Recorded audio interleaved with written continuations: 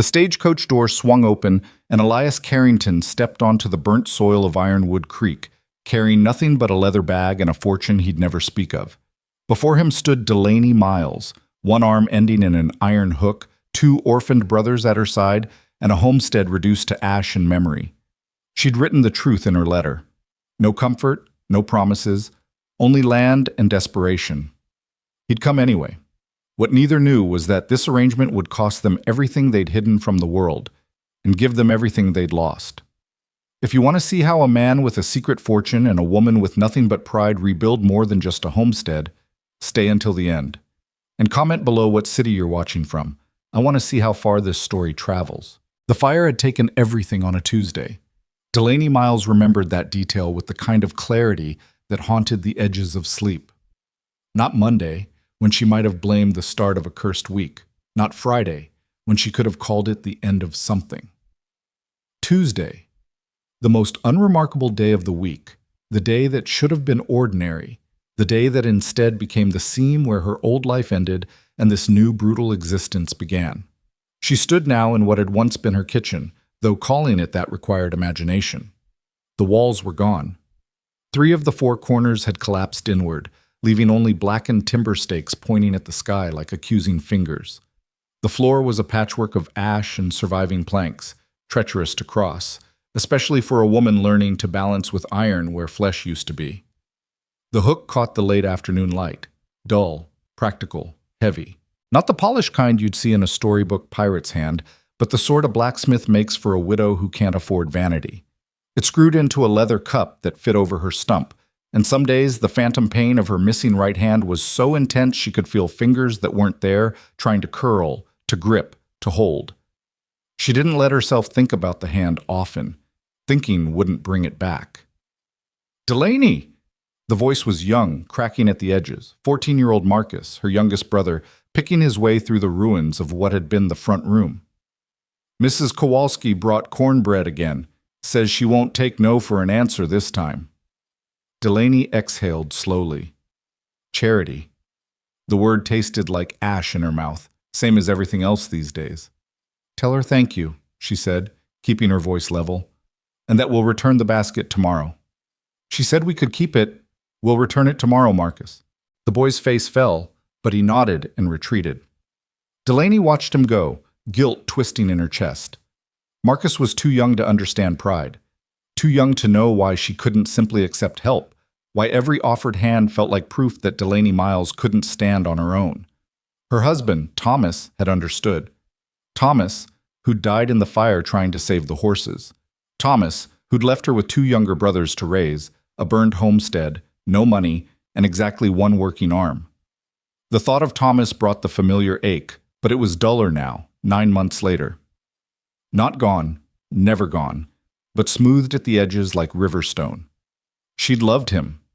Not with the passionate fire of romance novels, but with the steady warmth of companionship, respect, shared labor. He'd been 20 years her senior, kind, practical. Their marriage had been an arrangement, her family's way of keeping her and her brothers off the streets after their parents died of fever. Now Thomas was gone, and Delaney was 31 years old with more weight on her shoulders than any one person should carry. The sound of an axe splitting wood carried from behind the remains of the barn. That would be James, her older brother, 16 and trying desperately to be the man of a household that had no foundation to stand on. He rose before dawn, worked until dark, spoke little. The fire had stolen his boyhood as surely as it had stolen her arm. Delaney picked her way across the ruined floor, her boots crunching on debris. They'd managed to clear the main paths, to salvage what little survived. A cast-iron pot, some tools, a Bible with scorched edges. The rest was loss. She stepped outside into the golden light of October. The land itself was beautiful, she had to admit. Ironwood Creek ran through the eastern edge of the property, cold and clear. The hills rolled gentle and green beyond the burned structures. In spring, wildflowers would carpet the meadows. It was good land, valuable land, land she couldn't work alone. The wind picked up, carrying the smell of wood smoke from somewhere distant. Every time she smelled smoke now, her heart rate spiked, her breath came short. The memories rose unbidden. Thomas's voice shouting her name, the roar of flames, the horses screaming, the barn beam falling, her right arm pinned, the choice between burning alive and cutting herself free. She'd made the choice. The saw had been in her left hand.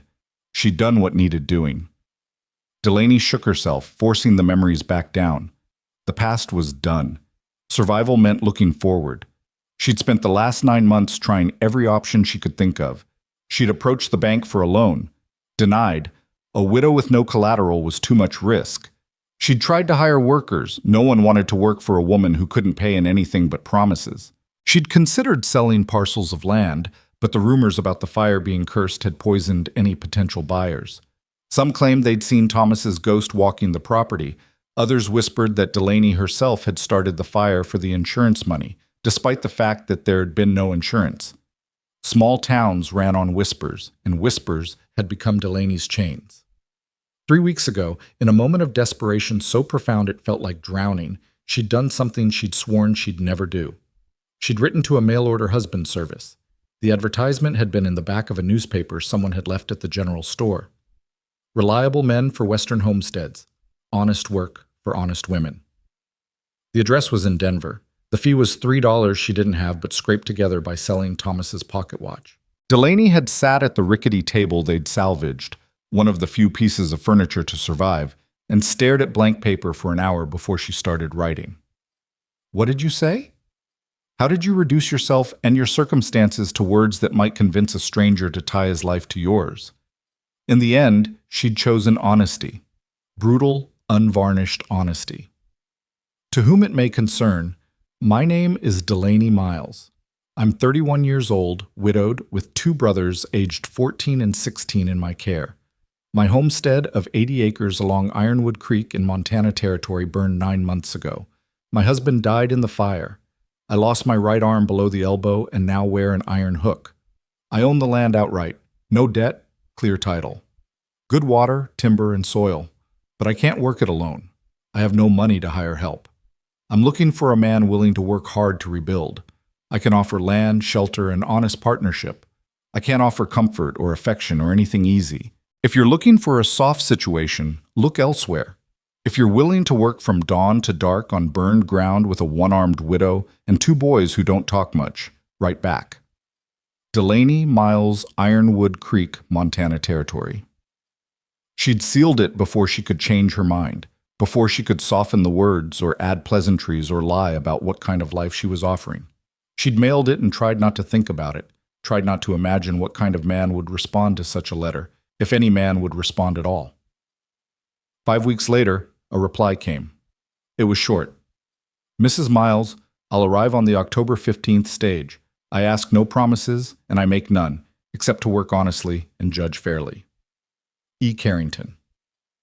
That was all. No description, no background, no questions, just a date and a name. Today was October 15th. Delaney glanced at the sun, judging the time. The stage came through Ironwood Creek twice weekly, stopping at the depot in town around 4 o'clock. It was close to that now. If this E. Carrington had actually come, he'd be in town already. Her stomach twisted with an emotion she couldn't name. Not quite hope. Hope was too dangerous. Not quite fear, though that was there too. Something between dread and desperate curiosity. You're actually going through with this? James appeared beside her, axe still in hand, sweat darkening his shirt. His face was harder than a 16-year-old's should be, set in lines of premature exhaustion. We need help, James. We need a worker, not a stranger moving in. You don't know anything about this man. I know he answered the letter after I told him the truth about what he'd be walking into. That's more than most men would do. James's jaw worked. Pa wouldn't want... Pa's dead. The words came out harder than she intended. She softened her voice. Thomas was a good man, but he's gone, and we're here, and I'm making the decisions I have to make. Her brother looked at her for a long moment, then nodded once and returned to his work. The axe bit into wood with a sharp crack. Marcus emerged from the surviving corner of the house, the only room with 3 walls and a partial roof where they'd been sleeping on bedrolls for 9 months. Are you going to town? I am. Can I come? Delaney almost said no. Marcus's curiosity was boundless and often inconvenient, but something in his face stopped her. He was 14, caught between childhood and whatever manhood he'd find in this harsh place. He deserved to see who was coming, to have a say in the stranger who'd be living alongside them. "Get your coat, and don't stare." Marcus grinned, the first real smile she'd seen in weeks, and darted back inside. The walk to town took 30 minutes. The road was rutted and dry, winding between stands of pine and open meadow. The air smelled of fall, wood smoke, turning leaves, the approaching cold of winter.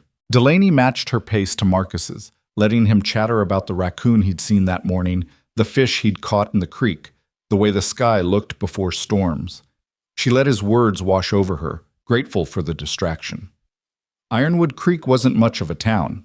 A main street, perhaps 200 yards long, flanked by wooden buildings in various states of repair.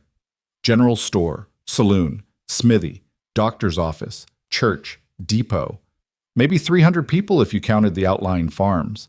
Everyone knew everyone's business, and most people had an opinion about Delaney Miles. She felt their stares as she and Marcus walked down the main street. Mrs. Henderson sweeping the porch of the boarding house, her mouth pressed into a thin line of disapproval. Samuel Brooks loading supplies into his wagon, his eyes sliding away when Delaney looked his direction. Even old Tom Wilkins, usually friendly, just nodded without his typical greeting. The whispers had started shortly after the fire. Why did she survive when Thomas didn't? Why was she the only one to get out of the barn? A woman with an iron hook living alone with 2 boys? It wasn't decent. It wasn't proper. Delaney had learned to let it roll off her back. Mostly. The stage depot sat at the far end of town, a small building with a covered porch and a hitching post. The stagecoach itself was already there, horses still steaming from the journey.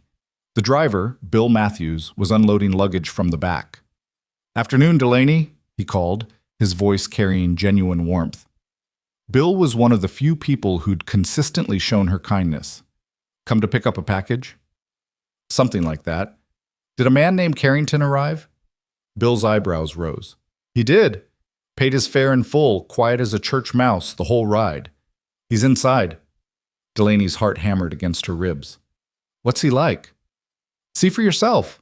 Bill gestured to the depot door. "He's the only passenger who got off here."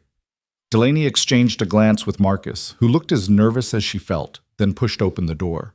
The interior of the depot was small, a waiting area with wooden benches, a ticket counter, a potbelly stove cold in the corner. And standing near the window, looking out at the street, was a man. He turned when the door opened. Delaney's first impression was of neatness.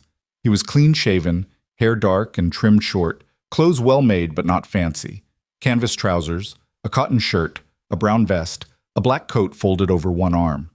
He carried a single leather bag, worn but cared for. He looked to be in his mid-30s, tall, lean, but not thin. There was a quietness to him, a stillness that suggested a man comfortable with silence. His eyes met hers, gray, direct, assessing without judgment, and he set down his bag. "Mrs. Miles?" His voice was low, calm. Eastern accent, she noted. Educated. Not what she'd expected from a man desperate enough to answer her letter. "That's me." She stayed by the door, Marcus half hidden behind her. "You're E. Carrington?" "Elias." He took a step forward, extending his right hand, then caught himself when he saw her hook. Without hesitation or awkwardness, he extended his left hand instead. "Elias Carrington, thank you for agreeing to this arrangement." Delaney shook his hand. His grip was firm, his palm calloused. Working hands, that was something, at least. "I should be thanking you," she said. "I didn't expect anyone to answer the letter, much less show up." "You were honest about the situation. I appreciate that." "And you're still here." A slight smile touched the corner of his mouth. "I'm still here." Marcus poked his head around Delaney's shoulder. "Are you really going to live with us?" "Marcus," Delaney warned, but Elias didn't seem bothered. "If your sister is agreeable, yes. I came to help rebuild." "She's not my sister. She's my sister-in-law, but our parents are dead and our other brother is dead, so she's what we've got." "Marcus!" Delaney felt heat rise in her face, but Elias just nodded seriously. Then she sounds like a good person to have. Marcus studied him with the brutal honesty of 14-year-old assessment. You don't look very strong. I'm stronger than I look. Can you build? I can learn. Do you know about cows? Some. Horses? More than cows, less than I'd like. Can you shoot? Marcus, enough. Delaney put her real hand, on her brother's shoulder. Go wait outside. Marcus looked like he wanted to argue, but thought better of it. He shot one more curious look at Elias, then slipped out the door. Silence settled between them. Outside, they could hear Bill Matthews talking to someone, the jingle of harness as the stage team was unhitched. I should be clear about what you're walking into, Delaney said. The letter was an exaggeration. The homestead is in bad shape. We've got one partial room to sleep in. No barn, no proper kitchen, water from the creek. I've got 2 brothers who work hard, but they're still learning, and the whole town thinks the property is cursed. I heard some talk on the stage, Elias said, about a widow who lost her arm in a fire. They said the land was haunted. That's the polite version. Less polite folks say I killed my husband for the insurance money, despite the fact there was no insurance. They say God punished me for some unnamed sin. They say the land is soaked in bad luck, and anyone who sets foot on it will suffer.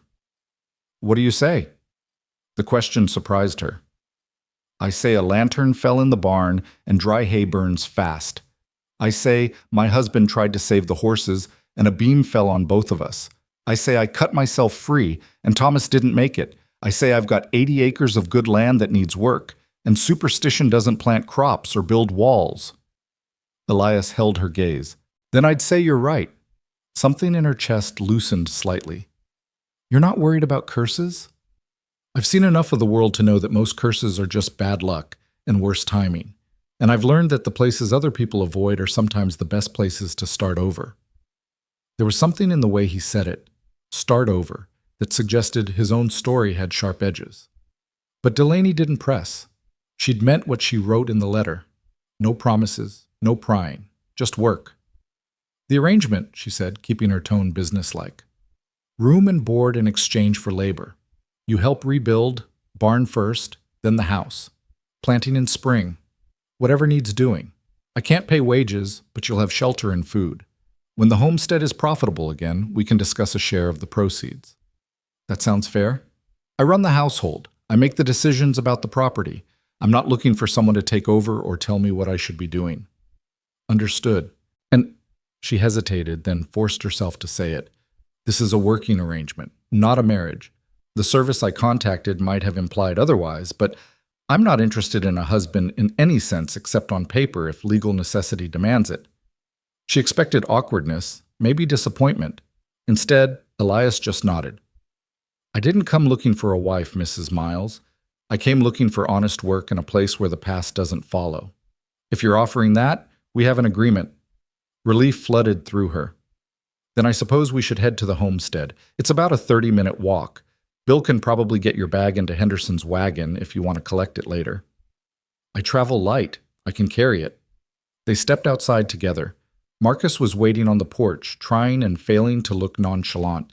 Bill Matthews was already leading the stage horses toward the livery. Bill, Delaney called.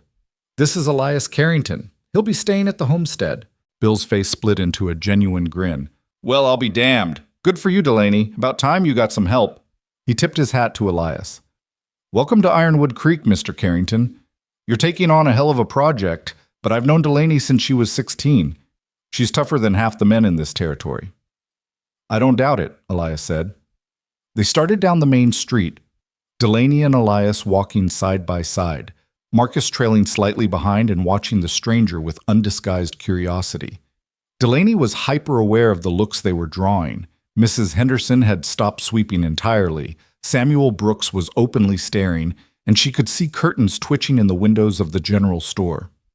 By tomorrow, the whole town would know that the cursed widow had brought home a mail-order husband. Let them talk. How long have you been in Montana Territory? Elias asked as they left the town behind. 4 years. Thomas, my late husband, brought us out from Ohio after my parents died. He had this idea that the West was where a man could make something of himself. Was he right? Delaney looked at the rolling hills, the distant mountains sharp against the sky. For a while, maybe. We had 2 good years, built the house, the barn, started turning profit on wheat and cattle. Then the fire. I'm sorry. So am I. She paused, then decided to ask the question that had been nagging at her. Why did you answer the letter? A man with your bearing, your education, you could have found work anywhere. Why come to a burned homestead in the middle of nowhere? Elias was quiet for several steps. Let's just say I had reasons to leave where I was. Your letter offered something I needed, a place with no expectations beyond honest work.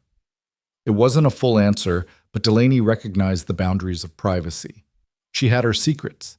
He had his. They walked in companionable silence for a while, the road winding through pine forest that smelled sharp and clean. Marcus peppered Elias with questions.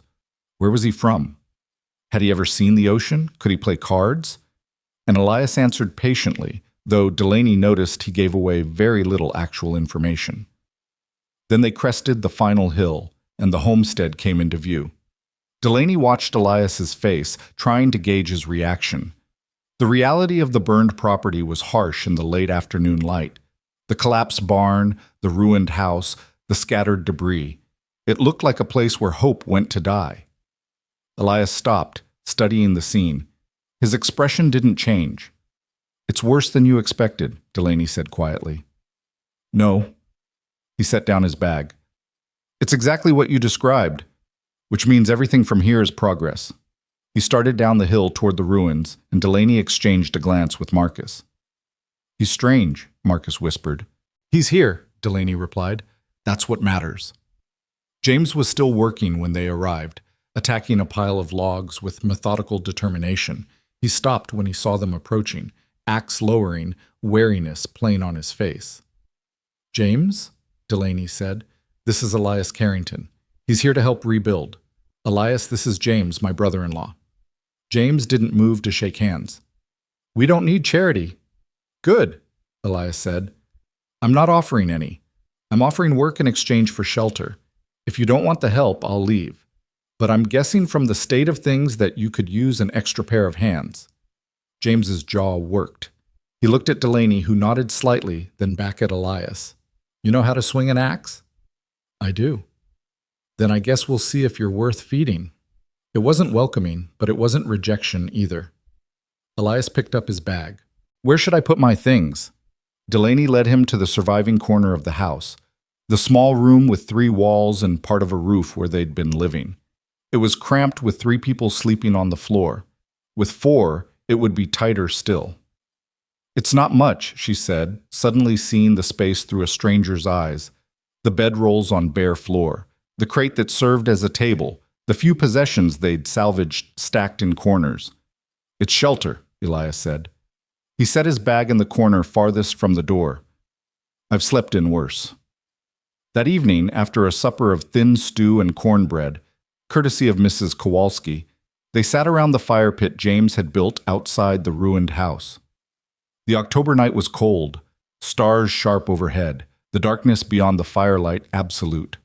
Elias had worked alongside James for 2 hours before sunset, splitting logs without complaint. He hadn't tried to take over or show off. He'd simply matched James's rhythm and kept pace. Delaney had seen her brother's posture slowly relax, the suspicion in his face giving way to grudging respect. Now they sat in a rough circle, Delaney, her brothers, and the stranger who'd stepped off a stagecoach and into their lives. Tomorrow we start on the barn, James said, poking at the fire with a stick. We've got enough salvaged timber for the frame, but we'll need to fell more trees for the walls. I can help with that, Elias said. Can you really build? Marcus asked. Or were you just saying that? I'm not a master carpenter, but I know the basics. My father believed every man should know how to work with his hands. What did your father do? Delaney asked before she could stop herself. Elias's face closed slightly. He built things. Bridges, mostly. He's gone now. The finality in his tone warned against further questions.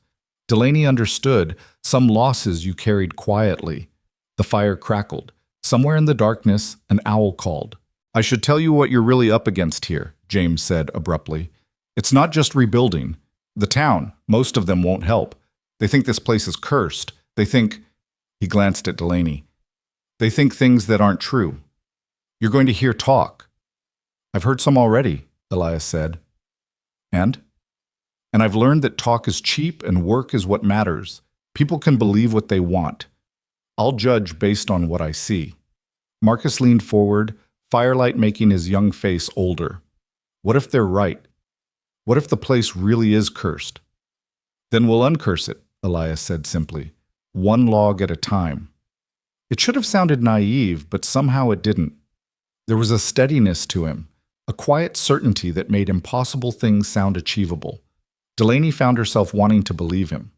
Later, after Marcus and James had settled into sleep, she lay awake in the darkness, staring at the partial roof above them. She could hear Elias's breathing from the far corner, steady and even. A stranger's breathing in her home, another person to worry about, another complication in an already complicated life. But also, for the first time in 9 months, another pair of hands, another person to carry the weight. She thought about his hands when he'd shaken hers, calloused, strong, careful. Thought about the way he'd looked at the ruins without flinching. Thought about the shadows in his eyes when he mentioned his father, the way he'd said he needed to start over. Everyone had a past. Everyone had reasons. As long as he worked hard and didn't make her life harder, his secrets could stay his own. Outside, the wind whispered through the burned timber of the barn. The stars wheeled overhead in their ancient patterns. The creek sang its cold song in the darkness. And in the ruins of Ironwood Creek Homestead, 4 people slept. 3 who'd lost everything and 1 who'd walked away from everything he had. Tomorrow, they would start building. Tonight, that was enough. The first thing Elias did the next morning was prove he hadn't lied about knowing how to work. Dawn broke cold and clear, the sky shifting from black to deep blue to pale gold. Delaney woke to find him already outside, crouched by the fire pit, coaxing the embers back to life. He'd laid out kindling in a careful structure, feeding the growing flames with the patience of someone who understood that good fires, like good foundations, couldn't be rushed. "You're up early," she said, wrapping a blanket around her shoulders against the morning chill. Old habit. He didn't look up from the fire. "Coffee?" "We're out. Have been for 2 weeks. I brought some." He reached for his leather bag, pulled out a small cloth sack. Not much, but enough to share. The smell of brewing coffee was the first luxury Delaney had experienced in months. She wrapped her hand around the tin cup he offered, letting the heat seep into her palm, and took a sip. It was strong, bitter, perfect. "Thank you," she said quietly. "It's just coffee." "It's not, though." He seemed to understand what she meant. The small kindnesses mattered more than the large ones sometimes. A cup of coffee said, "I see you. I thought of you. You deserve something warm." James emerged from their makeshift shelter, hair standing up in all directions, squinting against the early light. He stopped when he saw Elias by the fire. "There's coffee," Delaney said. Her brother's eyes widened slightly, the most emotion she'd seen from him in weeks. He accepted a cup with a grunt that might have been thanks and stood drinking it while watching the sunrise paint the hills. Marcus tumbled out last, still half asleep, and made a beeline for the coffee pot. After the first sip, he looked at Elias with something approaching reverence. "Can we keep him?" he asked Delaney. "He's not a dog, Marcus." "Yeah, but dogs don't make coffee." Despite herself, Delaney smiled. It felt strange on her face, like muscles remembering an old language. They ate a quick breakfast, leftover cornbread, some dried apples, and then James laid out the day's plan. The barn would be their focus. They had enough salvaged timber for the basic frame, but they'd need fresh-cut logs for the walls. That meant felling trees, stripping bark, cutting to length. "Heavy work," James said, looking at Elias. "You sure you're up for it?" "Let's find out." They spent the morning in the pine forest north of the homestead. James and Elias worked one tree while Delaney and Marcus cleared brush and dragged branches. The rhythm of the axe was steady, methodical.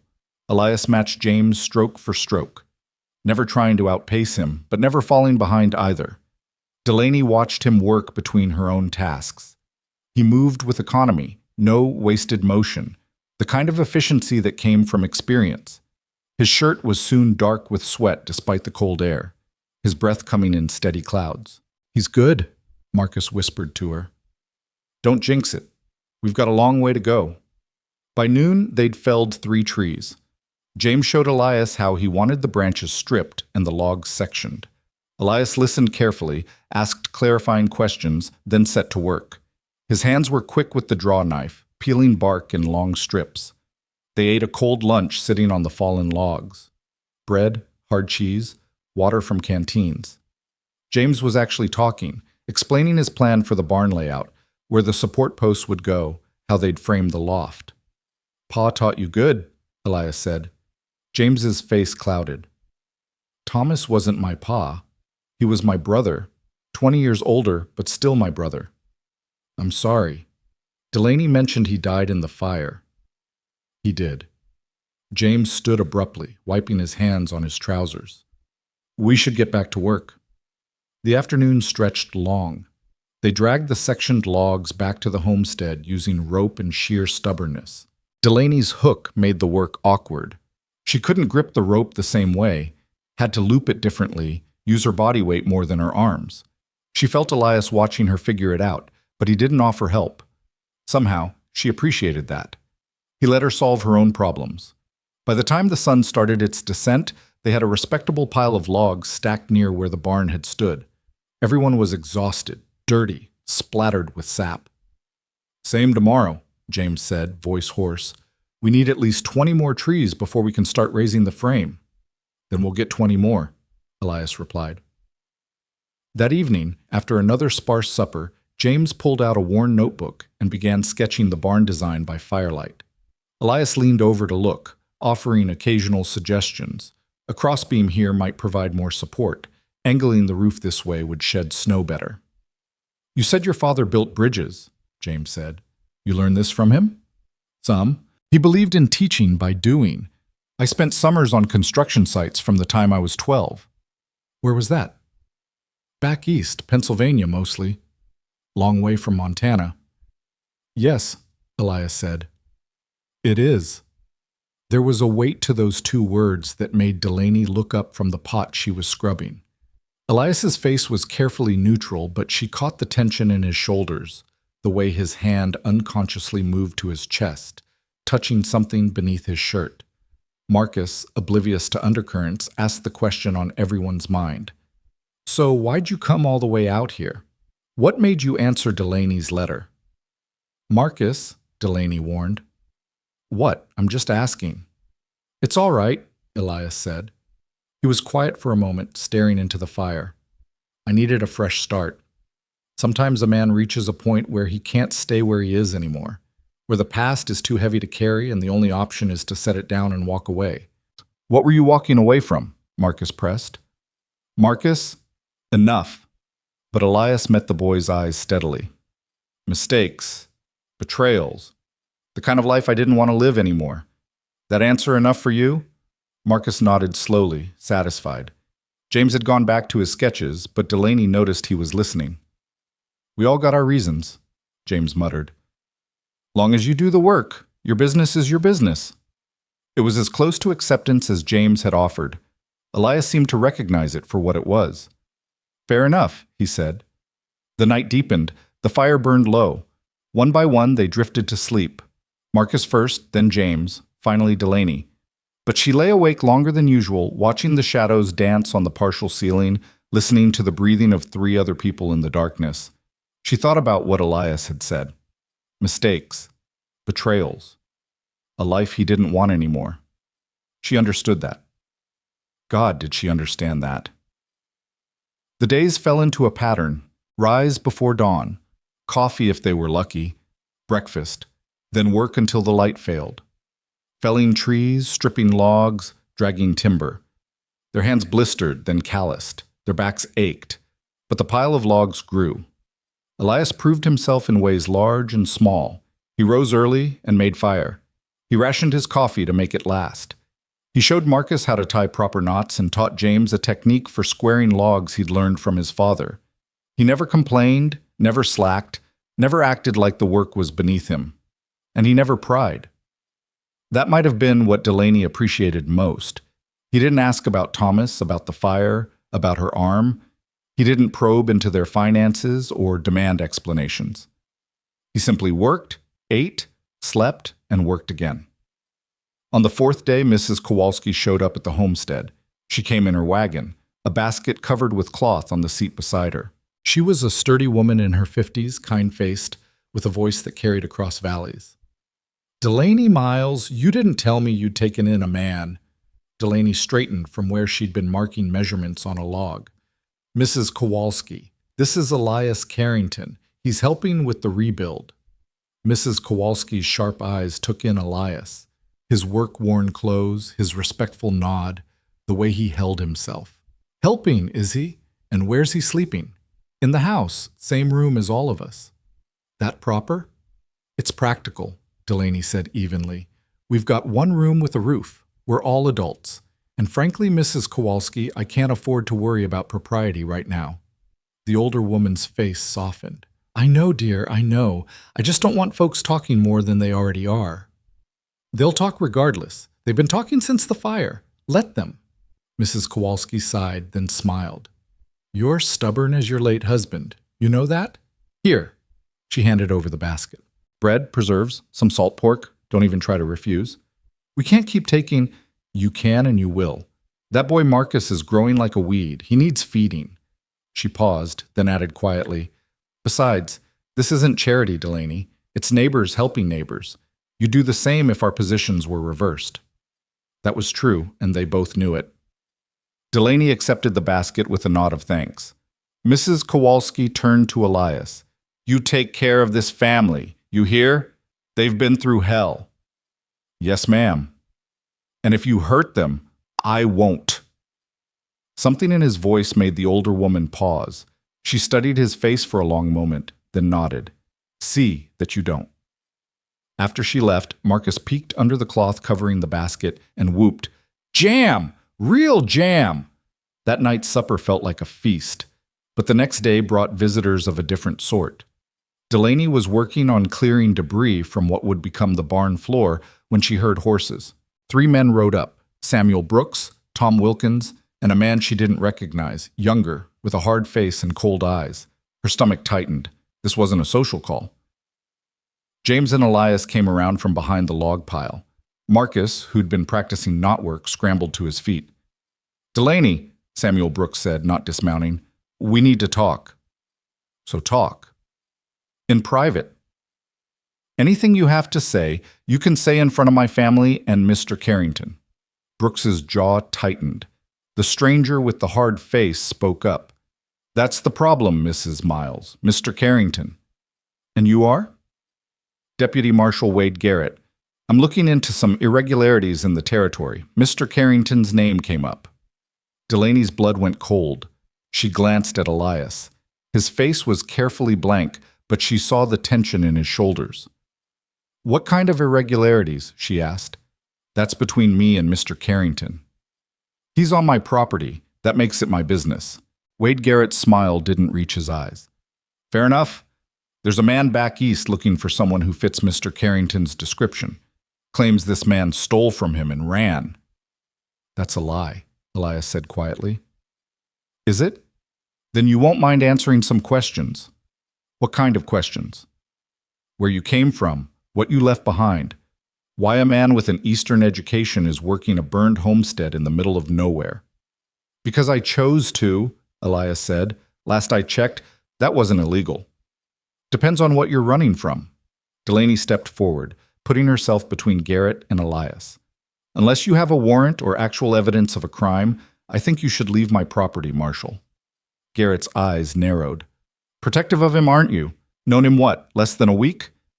"Long enough to know he's a hard worker and a decent man, which is more than I can say for men who ride onto private land making accusations without proof."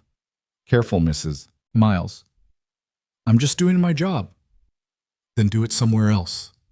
The tension stretched taut. Finally, Garrett nodded slowly. "I'll be back. And Mr. Carrington, don't think about leaving town. I have questions, and I intend to get answers." They rode off, leaving dust and tension in their wake. The moment they were out of sight, Delaney turned to Elias. "What was that about?" His face was ashen. It's complicated. Complicated how? Are you running from the law? No, I haven't broken any laws. Then what? He was silent for a long moment. When he spoke, his voice was low. I told you I needed a fresh start, that I was walking away from mistakes and betrayals. That was the truth. But I didn't tell you everything. I'm listening. Elias looked at James and Marcus, then back at Delaney. Can we talk privately? She wanted to say no, wanted to demand he explain in front of everyone. But the look in his eyes, shame, fear, resignation, made her nod. They walked to the creek out of earshot of her brothers. The water was cold and clear, singing over stones. Elias stood on the bank, hands shoved in his pockets, staring at the current. My full name is Elias Carrington III, he said. My father was a bridge builder, like I told you, but he was also wealthy, very wealthy. He built bridges for railroads, for cities, for governments. When he died 3 years ago, he left everything to me and my younger brother Matthew. Delaney waited, sensing there was more. Matthew and I were close growing up, best friends. I trusted him with everything, including... He paused, his hand going to his chest again, touching whatever hung beneath his shirt. I was engaged to a woman named Caroline. Beautiful, intelligent, from a good family. I thought I loved her. I thought she loved me. What happened? I was away on business for 6 months, overseeing a bridge construction in Virginia. When I came back, I found Caroline and Matthew together, in bed in my house. Delaney drew in a sharp breath. They'd been carrying on for months, Elias continued, his voice flat. Apparently she'd never loved me. She loved the money, the status. And Matthew, he claimed he'd fallen in love with her, that he couldn't help himself. He asked me to forgive him. Did you? No. I left that night. But before I left, I learned something else. Matthew had been embezzling from the family business, small amounts at first, then larger sums. He'd been gambling, losing badly, covering his debts with company money. If I'd reported it, he'd have gone to prison. But you didn't report it. He's my brother. Was my brother. I couldn't... Elias's voice cracked. I couldn't do that. So I made a deal. I'd walk away, sign over my half of the inheritance to him, and he'd get help for the gambling. Clean slate for both of us. That's what you walked away from. A fortune. Not just a fortune. A life. A name. A future I'd planned. Everything. He finally turned to look at her. But that marshal, someone must have told him where I went. Matthew, probably, or Caroline. They want to make sure I don't come back. Don't change my mind about claiming what's legally mine. Are you going to? No. The word was absolute. I meant what I said when I got here. I came to work, to start over, to build something honest. I don't want that life anymore. I don't want the money or the name or any of it.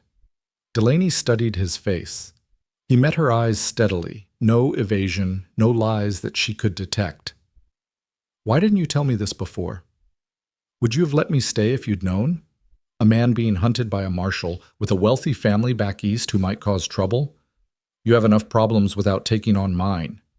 He was right. She probably wouldn't have let him stay. But now? That marshal is going to come back, she said.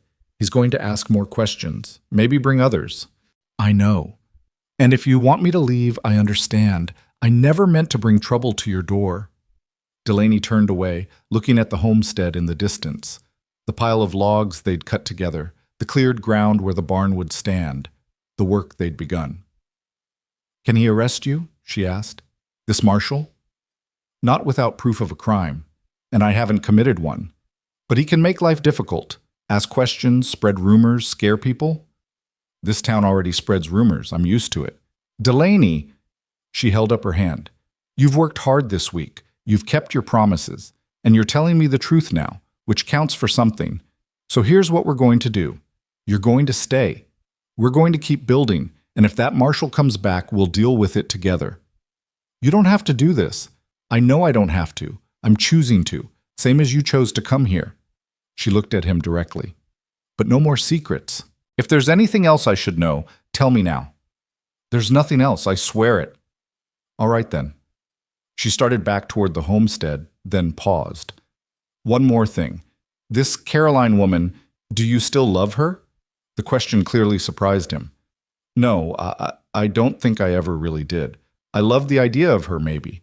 The life we were supposed to have, but the real woman? The one who could betray me with my own brother? No, she killed whatever I felt. Good, Delaney said. Love makes people stupid. We can't afford stupid right now. The corner of his mouth twitched, almost a smile. Agreed. They walked back together. James and Marcus were waiting, faces tight with worry. Everything okay? James asked. It's fine, Delaney said. Elias explained the situation. The marshal has no case. He's just making noise. You sure? I'm sure. Now let's get back to work. We're losing daylight. But that night, after the others had gone to sleep, Delaney lay awake listening to Elias's breathing from across the room. She thought about everything he'd told her, a fortune abandoned, a brother's betrayal, a woman who chose money over love. She understood now why he'd answered her letter, why a man with education and means would choose a burned homestead and a one-armed widow. Sometimes the only way to heal was to start over somewhere no one knew your name. She thought about Thomas, about the life she'd planned that had burned to ash, about the person she'd been before the fire and the person she was now. Maybe they weren't so different, she and Elias Carrington, both carrying losses, both rebuilding from ruins. Outside, the wind moved through the pine trees with a sound like whispered secrets. The stars turned in their endless dance.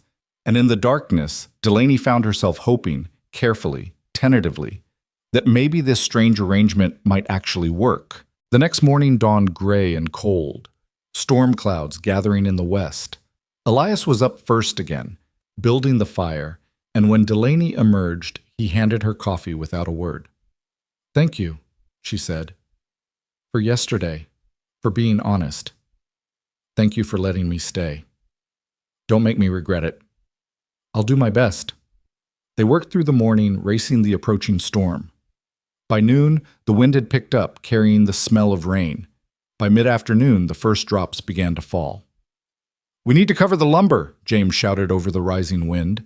They scrambled to drape canvas over the log piles, weighing down the edges with rocks. The rain came harder, then harder still, turning the ground to mud. Lightning split the sky. Inside, Delaney ordered. They huddled in the partial shelter of their room while the storm raged. Rain came through gaps in the roof, forcing them to move their bedrolls. Thunder shook the ground. And then, through the chaos, they heard it, a terrible cracking sound from the direction of what remained of the barn. The last wall, James said, his face going white. It's going to fall. He was right. The remaining partial wall of the old barn, weakened by fire and time, was swaying in the wind. If it fell, it would crush half their lumber pile. Stay here, Elias said. Like hell, James replied. Delaney grabbed a rope. We need to brace it. It was insane to go out into the storm, but they went anyway, all four of them, because losing that lumber meant losing months of work. The rain was blinding, the wind trying to knock them off their feet.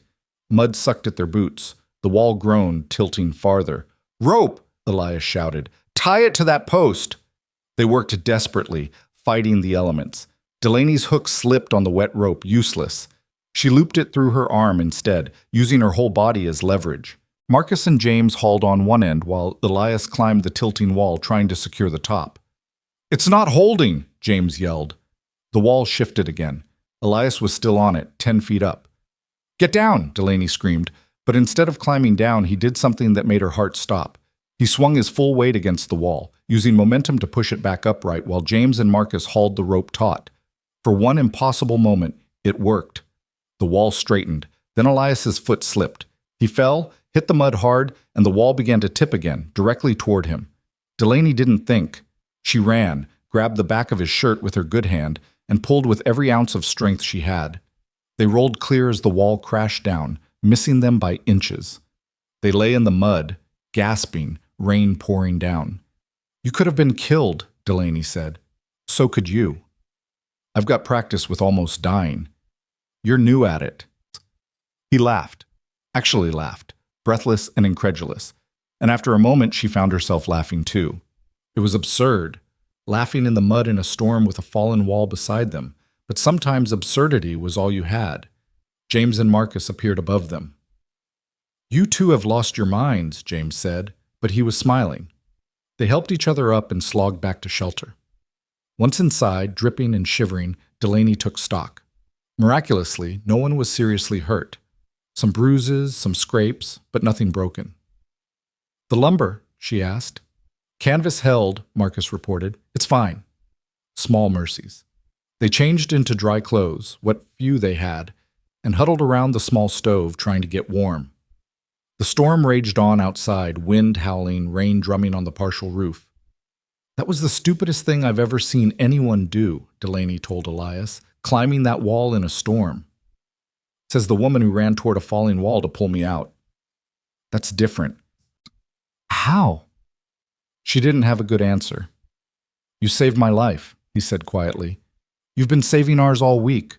Consider us even." But it wasn't even. Not really. Something had shifted in those moments in the storm. They'd trusted each other with their lives, acted on instinct, moved as a unit. It was the kind of trust you couldn't manufacture. It just happened, or it didn't. The storm blew itself out by evening. They emerged to survey the damage. The old barn wall was completely down, but everything else had survived. The lumber was intact, the logs still stacked. "We'll clear the fallen wall tomorrow," James said. "Some of that timber might still be usable." That night, exhausted and aching, they ate cold food. The fire was too hard to maintain in the wet, and settled in early. Just before sleep took her, Delaney heard Elias's voice in the darkness. "Delaney?" "Yeah?" "Thank you for trusting me. After what I told you yesterday, you didn't have to. You haven't given me a reason not to. Yet. I don't plan to." "Good. Now get some sleep. Tomorrow's going to be brutal." Silence settled, but it was a different kind of silence than before, less wary, more comfortable. The silence of people who'd been through something together and come out the other side. Delaney lay in the darkness, her body sore, her clothes still damp, her future still uncertain. But for the first time since the fire, she felt something she'd almost forgotten. Not hope, exactly. Hope was still too dangerous. But possibility. The sense that maybe, just maybe, things might actually turn out all right. The days that followed the storm brought a shift in the rhythm of their work and in the way they moved around each other. It was subtle at first. Elias anticipating when James would need help lifting a beam, Marcus seeking out Elias's advice on knot work without being prompted, Delaney finding herself working alongside him in companionable silence that didn't feel awkward or forced. They cleared the fallen wall piece by piece, salvaging what timber they could. The work was backbreaking, made worse by the mud the storm had left behind. Every step was treacherous, every log heavier with absorbed water, but they pressed on because there was no alternative, because stopping meant admitting defeat, and none of them were built for surrender. 3 days after the storm, they finally had enough lumber prepared to begin raising the barn frame. James had drawn up the plans carefully, measuring twice and 3 times, determined to get it right. The barn would be smaller than the one they'd lost. They didn't have the resources for anything grand, but it would be solid, functional, built to last. "We'll need help for this part," James said, studying his sketches. "At least 2 more men, maybe 3. Some of these beams are too heavy for 4 people to lift safely." Delaney's jaw tightened. Asking for help meant going into town, meant facing the whispers and the cold shoulders, meant admitting they couldn't do it alone. "I'll go," Elias said quietly. "I'll ask around, see if anyone's willing to lend a hand for a day's work." "They won't come for me," Delaney said. "And after what that marshal said about you, then I'll have to be persuasive." He rode into town the next morning on the old mare they'd managed to keep, one of the few animals to survive the fire. Delaney watched him go, anxiety knotting her stomach. She'd seen how the town looked at her, at them. The chances of Elias returning with help seemed slim. She threw herself into work to keep from worrying, helping James mark the foundation posts, showing Marcus how to mix mud and straw for chinking. The sun climbed high and hot despite the autumn chill, burning off the last of the storm's dampness. It was mid-afternoon when she heard horses. Delaney straightened, shading her eyes against the glare. Elias was returning, but he wasn't alone. 4 men rode with him: Bill Matthews from the stage depot, Mrs. Kowalski's husband Peter, and 2 younger men Delaney recognized from church but whose names escaped her. "I'll be damned," James muttered beside her. They dismounted near the barn site. Bill Matthews tipped his hat to Delaney, a genuine smile on his weathered face. "Afternoon, Delaney. Elias here said you could use some muscle for a barn raising." Yes, thank you for coming. I don't have much to offer in payment." "Already settled?" Peter Kowalski interrupted. He was a bear of a man, broad-shouldered and kind-eyed. "Elias worked out a deal. We help today. You help us when we need it. That's how neighbors do things." "But the town talks too much and works too little," Bill said firmly. "Always has. Some of us remember what it means to help folks in need." The 2 younger men introduced themselves as Daniel and Joseph Fletcher, brothers who worked their family's farm east of town. They were polite, respectful, and if they had opinions about cursed land or one-armed widows, they kept them to themselves. "All right then," James said, taking charge with the confidence of someone who knew his plans inside and out. "Here's what we're doing." He laid out the work, where each post would go, how the beams would fit, the order of assembly. The men listened carefully, asking questions, suggesting adjustments based on their own experience. It was collaborative in a way Delaney hadn't expected, each person bringing something to the table. They started with the corner posts, digging holes deep enough to provide stability. The earth was still soft from the storm, which made the work easier. Elias and Peter worked one corner while Daniel and Joseph took another. James and Bill handled the third, and Delaney managed the fourth with Marcus's help, using techniques she'd developed for working with one hand and a hook. "You're good at that," Joseph said, watching her tamp down earth around the post. "Making the hook work for you." "Didn't have much choice. It was figure it out or give up." "My uncle lost his leg in the war," he said. "Took him years to accept it, longer to adapt. You seem like you've done both faster than most." "Maybe I'm just stubborn." "Stubborn's good. Stubborn builds things." By the time the sun started its descent, all 8 foundation posts were set, and the first crossbeams were in place. It was brutal work, lifting, positioning, securing. Every muscle screamed by the end, but the skeleton of a barn was beginning to take shape, and that made the pain worthwhile. Mrs. Kowalski arrived in her wagon as they were finishing for the day, bringing food, roasted chicken, fresh bread, apple pie. It was more than Delaney had seen on one table in months. "You can't work like this without proper fuel," she declared, brooking no argument. "Sit, eat." They gathered in a rough circle, passing plates, tearing into food, with the desperate hunger of people who'd spent the day in hard labor. The conversation flowed easily, talk of weather, crops, town gossip. For a little while it felt almost normal, like they were just neighbors helping neighbors, nothing strange or cursed about it. "That Marshall been bothering you again?" Bill asked Elias between bites of chicken. "Haven't seen him since that first day." "Good. Man's a troublemaker. Came through asking questions about you at the saloon, the store, everywhere. Nobody had much to tell him." "What kind of questions?" Delaney asked. "Where you came from? Why you're here? Whether you seemed suspicious?" Bill shook his head. "Most folks told him to mind his own business. We don't take kindly to outsiders stirring up trouble." "Even outsiders with badges?" Elias said. "Especially those. We've had enough so-called lawmen come through here abusing their authority. Takes more than a badge to earn respect in these parts." Peter Kowalski nodded agreement. "You do right by Delaney and these boys, you'll have friends here. Don't matter what some marshal thinks." The words settled something in Delaney's chest. She'd spent so long feeling isolated, believing the whole town had turned against her. But here were people showing up, helping, defending. Maybe she'd been wrong about some things. As darkness fell and the men prepared to head home, James approached each one to thank them. Delaney saw something in her brother-in-law's face she hadn't seen in months. Not quite hope, but close. Purpose, maybe. The sense that they were building towards something real. After everyone had left, the 4 of them stood looking at the day's work. The barn frame rose against the stars, still incomplete but undeniably present. Proof of progress. "We did good today," Marcus said sleepily. "We did," Delaney agreed.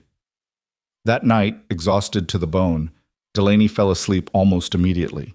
But sometime in the deep hours before dawn, she woke to a sound, quiet, but wrong somehow. She lay still, listening, trying to identify what had pulled her from sleep. There.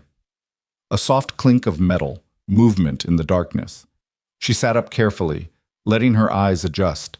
Across the room she could make out Elias's form. He was sitting up, his back against the wall, and in the faint moonlight coming through the gaps in the roof, she saw him holding something, a ring on a chain, turning it over in his fingers. The ring he'd mentioned, the one from his old life. She should have pretended to sleep, given him privacy. Instead, she found herself speaking quietly. "Can't sleep?" He startled slightly, then relaxed when he recognized her voice. "Sorry, didn't mean to wake you." "You didn't? Well, maybe you did. What is that?" He was quiet for a moment, then held up the chain. "Engagement ring. Was supposed to be Caroline's. I bought it 3 days before I left for Virginia. Never got the chance to give it to her." "Why do you keep it?" "Honestly, I don't know anymore. At first it was anger. Keeping it felt like holding on to proof of what they'd done. Then it became habit. Now," he shrugged, "now it's just weight I haven't figured out how to put down." Delaney stood, wrapping a blanket around her shoulders against the cold, and crossed to sit beside him. Up close, she could see the ring more clearly. Gold, simple, elegant, expensive. "You could sell it," she suggested. "Use the money for supplies." "I thought about that, but it feels like, I don't know, like I'd be profiting from the betrayal somehow, using their pain to build something new." "Isn't that what you're doing anyway? Using what happened to start over?" He turned to look at her, surprise in his eyes. "I suppose I am." "Then sell the ring, or throw it in the creek, or bury it under the barn, but stop carrying it around your neck like penance. Whatever Caroline and your brother did, you didn't deserve it, and you don't owe them your continued suffering." "Is that what you did? After Thomas died, after the fire?" "I didn't have a choice. Grief is different from betrayal. Thomas didn't choose to leave me. Death chose for him. But you, your brother and Caroline, chose to hurt you. That's different. That's something you can choose to walk away from." Elias was quiet for a long time, the ring still dangling from his fingers. Then, slowly, he pulled the chain over his head. "You're right," he said. "I think I knew that, but hearing someone else say it makes it real." "So what are you going to do with it?" "I think I'll bury it, under the barn foundation. Let it hold up something good instead of weighing me down." "That's poetic." "Is it too much?" "No," Delaney said, surprising herself by meaning it. "I think it's exactly right."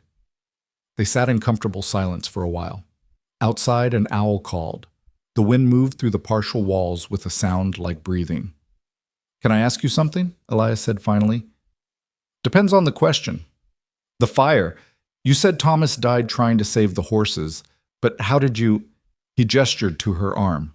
"What actually happened?" Delaney had known this question would come eventually. She'd avoided talking about it for months, changing the subject whenever anyone got close, letting people fill in the blanks with their imagination.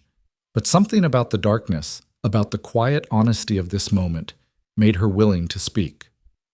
"The lantern fell," she said. "Thomas always checked the barn before bed, checking latches, making sure the animals were settled. That night I went with him. Don't know why, just a feeling, I guess. We were in the hayloft when the lantern dropped. Must have been hung wrong, or maybe a rat knocked it. Doesn't matter, the hay caught immediately." She could see it in her mind, still vivid after all these months. The explosion of flame, the way it raced up the walls, the horses screaming in their stalls below. "We got the horses out first, all 3 of them. But the fire was spreading fast, catching the roof timbers. Thomas ran back in for tools, said we couldn't lose everything. I followed him. Stupid. So stupid. A beam fell, caught both of us. Him under one end, me under the other. My right arm was pinned." Her throat tightened with the memory. "He was unconscious. Maybe already dead, I don't know. The fire was everywhere, and I couldn't move the beam, couldn't get free. I could feel the heat blistering my skin, smell my hair starting to burn. I knew if I didn't get out right then, I never would." "So you cut yourself free?" "I sawed through my own arm with a hay knife. Took 3 minutes that felt like hours. Then I crawled out, tried to drag Thomas, but I couldn't. I wasn't strong enough. The smoke was too thick. And then James was there, pulling me away, and the whole thing collapsed. She realized her good hand was shaking. Elias didn't touch her, didn't offer empty comfort. He just listened. The worst part wasn't losing the arm, she continued. It was knowing that Thomas died while I was too busy saving myself to save him. The town sees me as a survivor. I see myself as the woman who left her husband to burn. That's not what happened. Isn't it? No. You made an impossible choice in an impossible situation. You did what you had to do to survive. Thomas would have wanted that. How do you know? Because anyone who loved you would want you to live, even if it meant letting go. The words hit something deep in Delaney's chest. She'd carried the guilt for so long, let it become part of her identity. But what if Elias was right? What if survival wasn't betrayal? Thank you, she said quietly, for saying that. Thank you for telling me. I know it wasn't easy. They sat a while longer, two people who'd lost everything learning how to carry their losses together. Eventually, the cold drove them back to their bedrolls, but something had changed in that conversation. A wall had come down. A truth had been shared. The next morning brought clear skies and renewed purpose. They worked on the barn frame with James directing, each board and beam placed with precision. Marcus proved surprisingly adept at measuring and marking, while Delaney focused on the tasks her hook could manage, holding braces steady, hammering nails at angles that didn't require two-handed grip. Elias moved between tasks, helping wherever needed. Delaney noticed he was different today, lighter somehow, as if removing that chain from his neck had lifted more than physical weight. He smiled more, joked with Marcus, worked with an energy that felt less driven by desperation and more by genuine engagement. Around midday, James called for a break. They gathered in the shade of the emerging barn structure, passing a water jug and eating cold biscuits left over from Mrs. Kowalski's bounty. At this rate, we'll have the frame done by week's end, James said, studying their progress. Then we can start on the walls, the roof. Might actually have a working barn before first snow. That soon? Marcus asked. If we keep this pace, and if we don't hit more storms. We'll hit storms, Delaney said. It's Montana, but we'll work around them. A sound drew their attention, hoofbeats approaching. Delaney's stomach clenched, expecting trouble, but it was just Daniel Fletcher, returning earlier than expected. Afternoon, he called, dismounting. Joseph sent me back. Said if you're pushing to finish the frame, you'll need more hands. He'll come by after his own chores are done. You don't have to, Delaney started. We want to, Daniel interrupted. Besides, Joseph's sweet on the idea of barn raisings. Says it's old-fashioned community building. He read about it in some book. Marcus grinned. Your brother reads books about barn raising? Joseph reads books about everything. It's annoying. They worked through the afternoon with renewed energy, the additional help making the heavy lifting easier. By evening, 2 full walls of the frame stood completed. It was tangible progress, the kind that made sore muscles and blistered hands feel worthwhile. But as Daniel and Joseph were preparing to leave, a rider appeared on the road. Even from a distance, Delaney recognized the hard-faced deputy marshal, Wade Garrett. Her heart sank. Garrett rode directly to the barn site, his eyes scanning the group before settling on Elias. He dismounted with deliberate slowness, hand resting on the pistol at his hip. Mr. Carrington, thought I might find you here.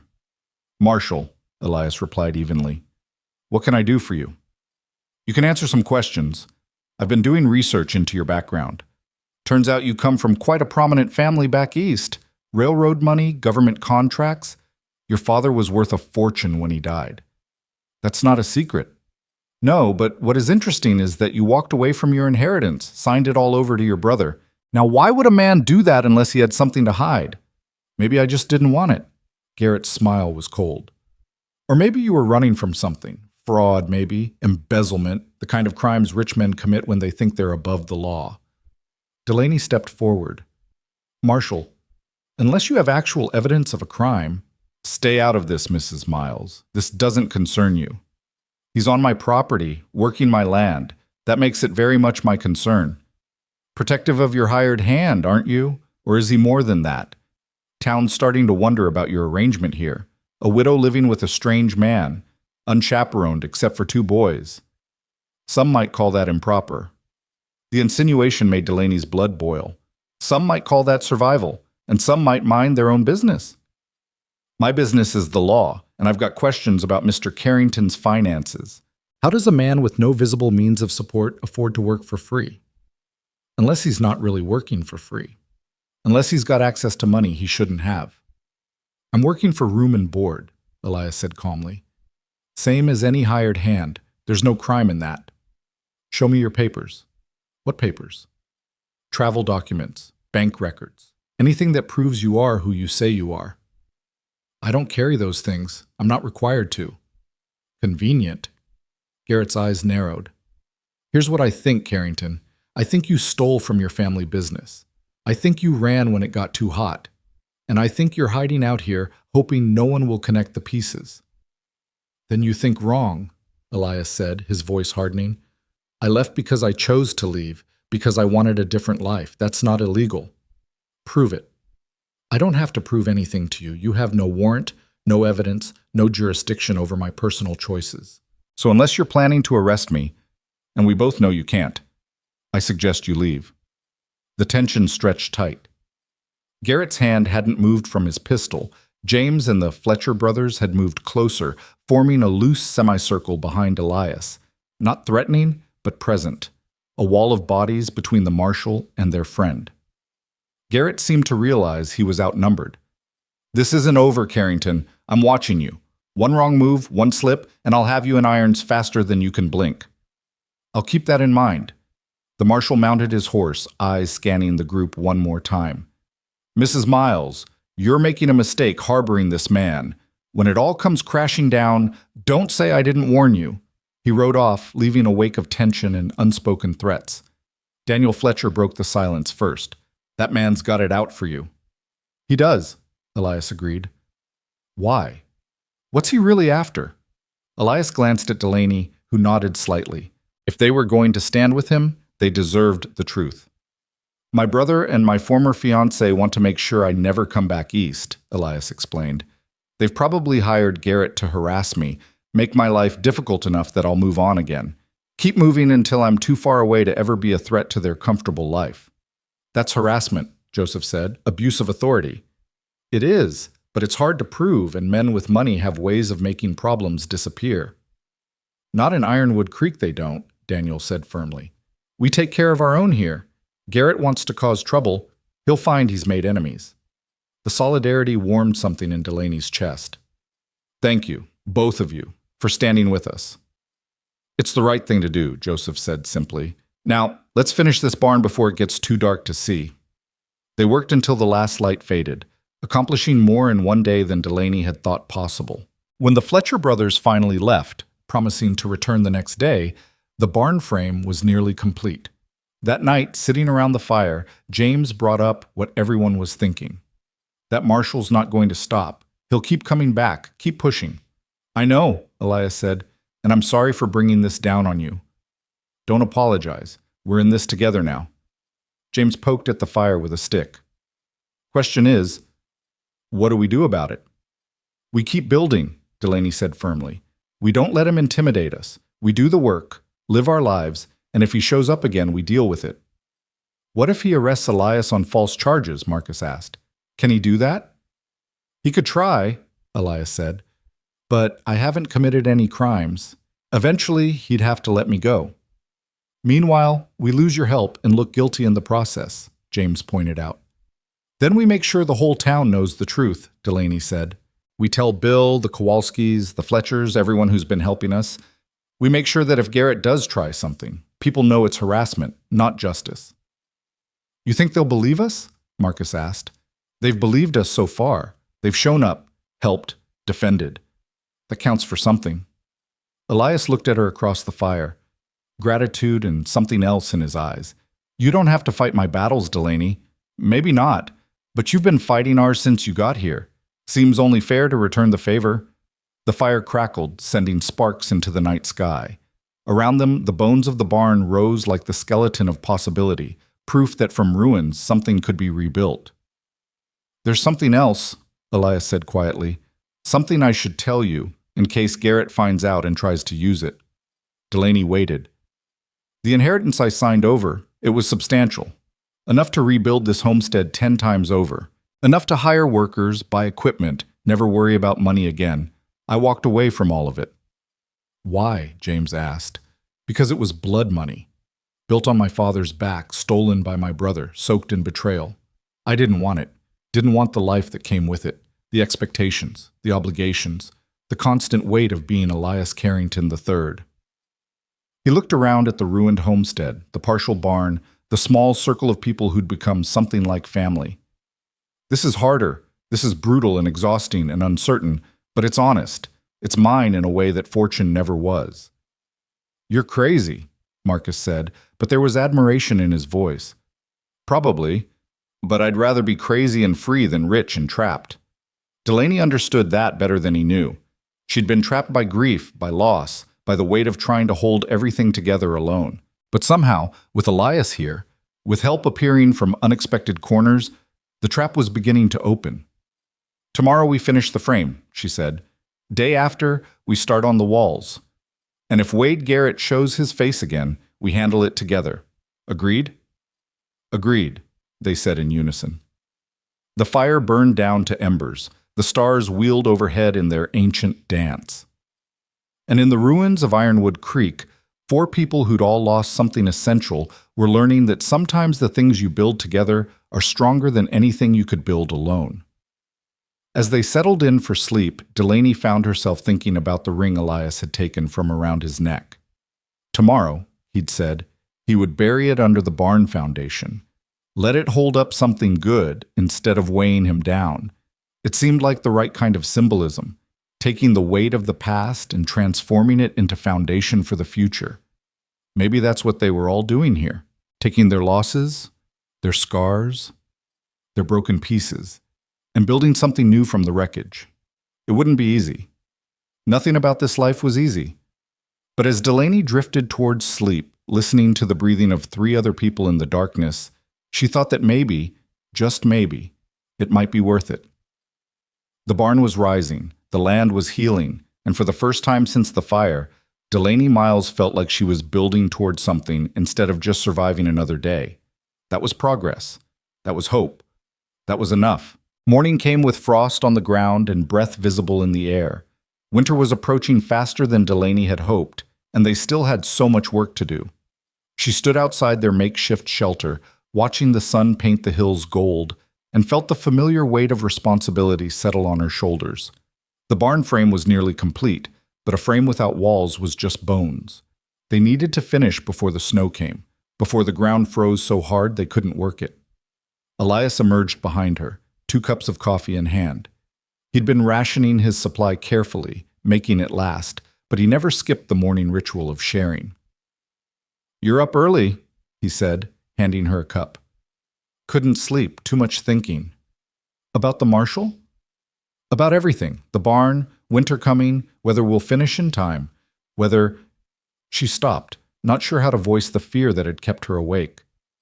"Whether I'll still be here." Elias finished quietly. She looked at him, startled. "How did you know?" "Because if I were you, I'd be thinking the same thing. Strange man shows up, works hard for a couple weeks, then his past comes knocking. Reasonable to wonder if he'll cut and run when things get difficult." "Will you?" "No." The word was absolute. "I told you when I arrived. I came looking for honest work and a place to start over. That hasn't changed. Wade Garrett can harass me all he wants. My brother can send a dozen marshals. I'm not leaving unless you tell me to go." The relief that flooded through her was stronger than expected. When had she started depending on him being here? When had he become essential rather than just helpful? "Good," she said. "Because we need you.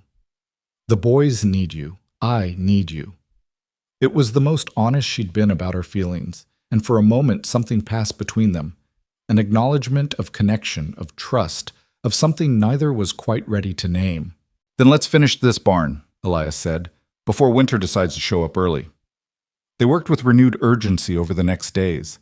The Fletcher brothers returned as promised, bringing their father this time, a grizzled man named Robert who'd built half the barns in the county. He took one look at James's plans and nodded approval. "Good design. Solid.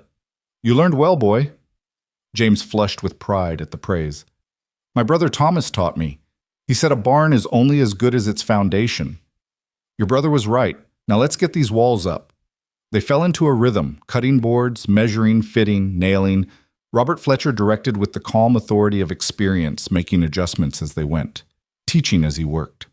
Marcus absorbed everything like a sponge, asking questions, taking mental notes. Even Delaney found herself learning new techniques, ways to compensate for her hook that she hadn't considered. By the end of the week, 3 walls stood complete. The barn was taking shape, transforming from skeleton to structure. It felt like resurrection, something dead and burned rising again in new form. On Saturday morning, as they prepared to start on the 4th wall, a commotion from the road drew their attention. A carriage was approaching, not the rough farm wagons common to the area, but a fine coach with polished wood and brass fittings. The horses were blooded stock, too expensive for these parts. The carriage stopped near the barn site.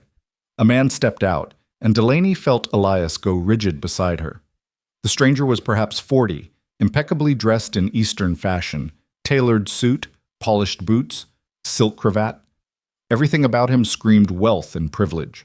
He looked around the homestead with barely concealed disdain, his eyes sweeping over the ruins, the half-built barn, the mud-splattered workers. "Elias," the man said, his voice carrying across the distance. "I finally found you." Elias set down the board he'd been holding. "Philip, what are you doing here?" "Bringing you a message. May we speak privately?" "Anything you have to say, you can say in front of my friends." Philip's eyebrows rose at the word friends, but he shrugged. "Very well. Your brother is dead, Elias. Matthew died 3 weeks ago. Gambling debts, apparently. He took his own life rather than face his creditors." The words hung in the air like a physical blow. Delaney saw Elias sway slightly, his face going pale. She moved closer, not touching but present, a solid reminder that he wasn't alone. "How?" Elias's voice was barely above a whisper. Pistol to the head in his study. Left a note. It was... Philip paused, choosing words carefully. "It was not kind to you, I'm afraid. He blamed you for abandoning the family business, claimed your absence forced him to take desperate measures." "That's not..." Elias stopped, shaking his head. "Of course he blamed me. He blamed everyone but himself for his failures. Regardless, it changes your situation considerably. The inheritance reverts to you. All of it. The estate, the business holdings, the investments. You're a wealthy man again, Elias, one of the wealthiest in Pennsylvania." Silence fell over the barn site. Everyone had stopped working, drawn by the drama unfolding. James and Marcus exchanged looks. Robert Fletcher cleared his throat uncomfortably. "I didn't want it before," Elias said. "I don't want it now." "Don't be foolish. We're talking about millions, Elias. Properties, railroad contracts, government agreements. Your father built an empire. It's yours now." "My father built it. Matthew stole it. I want no part of it." Philip's expression hardened. "There are obligations, contracts your father signed that require a Carrington to fulfill them. Employees who depend on the business. You can't just walk away." "Watch me." "Elias, be reasonable." "I am being reasonable. The most reasonable I've been in years. I signed over my inheritance. That decision stands." "You signed it to Matthew. Matthew is dead. The legal situation has changed. Then it goes to the next heir, whoever that is. A cousin, a distant relative, I don't care. But it doesn't come to me." Philip studied him for a long moment. "You've changed. The Elias I knew would never turn down this kind of power. The Elias you knew was engaged to a woman who betrayed him with his own brother. The Elias you knew worked himself sick trying to live up to a dead man's expectations. That Elias doesn't exist anymore. And who are you now? A farmhand covered in mud? A vagrant building barns in the middle of nowhere?" Elias looked around, at the rising barn, at Delaney and her brothers, at the land stretching toward distant mountains. "I'm someone doing honest work with honest people. That's enough for me." Philip's gaze shifted to Delaney. "And you're the widow who placed the advertisement." "I am." "What hold do you have over him? What arrangement have you made that convinces a man to turn down millions?" Delaney felt anger flash hot in her chest. "I haven't convinced him of anything. Elias makes his own choices, and the arrangement we have is work for shelter. Nothing more, nothing less." "Forgive me if I find that hard to believe, Men don't turn down fortunes for room and board. Then maybe you don't know Elias as well as you think you do. Philip turned back to Elias. I need an answer. The lawyers are waiting. Caroline is waiting. Caroline? Elias's voice went cold. What does Caroline have to do with this? She's been worried about you. After Matthew died, she realized how badly she'd hurt you. She wants to make amends, Elias. She wants you to come home. Caroline wants the money. She always wanted the money. She loved you. She loved my wallet. There's a difference. Elias stepped forward, his voice hard. Tell Caroline and the lawyers and anyone else who's interested that my answer is no. I won't return. I won't claim the inheritance. Find another Carrington or sell the whole thing off piece by piece. I don't care. But leave me alone. The marshal, Wade Garrett, has been harassing me on someone's orders. I'm guessing yours or Caroline's or both. Tell whoever's paying him to stop. I'm not a threat to anyone. I just want to be left alone to live my life. Philip's expression was calculating. What if I could guarantee the harassment stops? What if I could make sure Caroline, the lawyers, everyone leaves you in peace? Would you at least come back to sign the necessary papers? One trip east, a few signatures, then you're free to return to your mud in your barn? What's the catch? No catch, just legal necessity. You need to formally renounce your claim in front of witnesses, sign documents transferring everything to the designated heir. It's a formality, but it has to be done properly. Elias looked at Delaney. She could see the conflict in his face, the desire to be done with his past, warring with the suspicion that this was a trap. How long would it take? She asked Philip. A week, maybe 2. Travel time included. And if he doesn't go? Then the legal limbo continues. The estate remains frozen. Garrett continues his investigation. And frankly, things could get uglier. There are creditors circling, people looking to claim pieces of the Carrington fortune. Without a clear heir, it becomes a feeding frenzy. Delaney understood the threat implicit in the words. If Elias didn't go, the harassment would escalate. More marshals, more questions, more trouble brought to her doorstep. I'll go, Elias said quietly, but on conditions. First, Garrett backs off immediately. Second, I want everything in writing. The transfer of inheritance, the renouncement, all of it clear and legal. Third, once it's done, I'm left alone. No more visits, no more requests, no more anything. Agreed, I'll make the arrangements. There's a train east from Helena in 3 days. I'll have tickets and documentation ready. Fine. Philip nodded, satisfied. He glanced around the homestead one more time, his expression suggesting he couldn't fathom why anyone would choose this over wealth. I'll be at the hotel in town. Come find me when you're ready to depart. He climbed back into his carriage and drove away, leaving a wake of tension and unanswered questions. The moment he was out of sight, Marcus spoke up. You're really turning down millions of dollars? I am. But why? Think what we could do with that money. We could rebuild everything, buy cattle, hire workers. Marcus, Delaney said quietly, it's not our decision. But it affects us.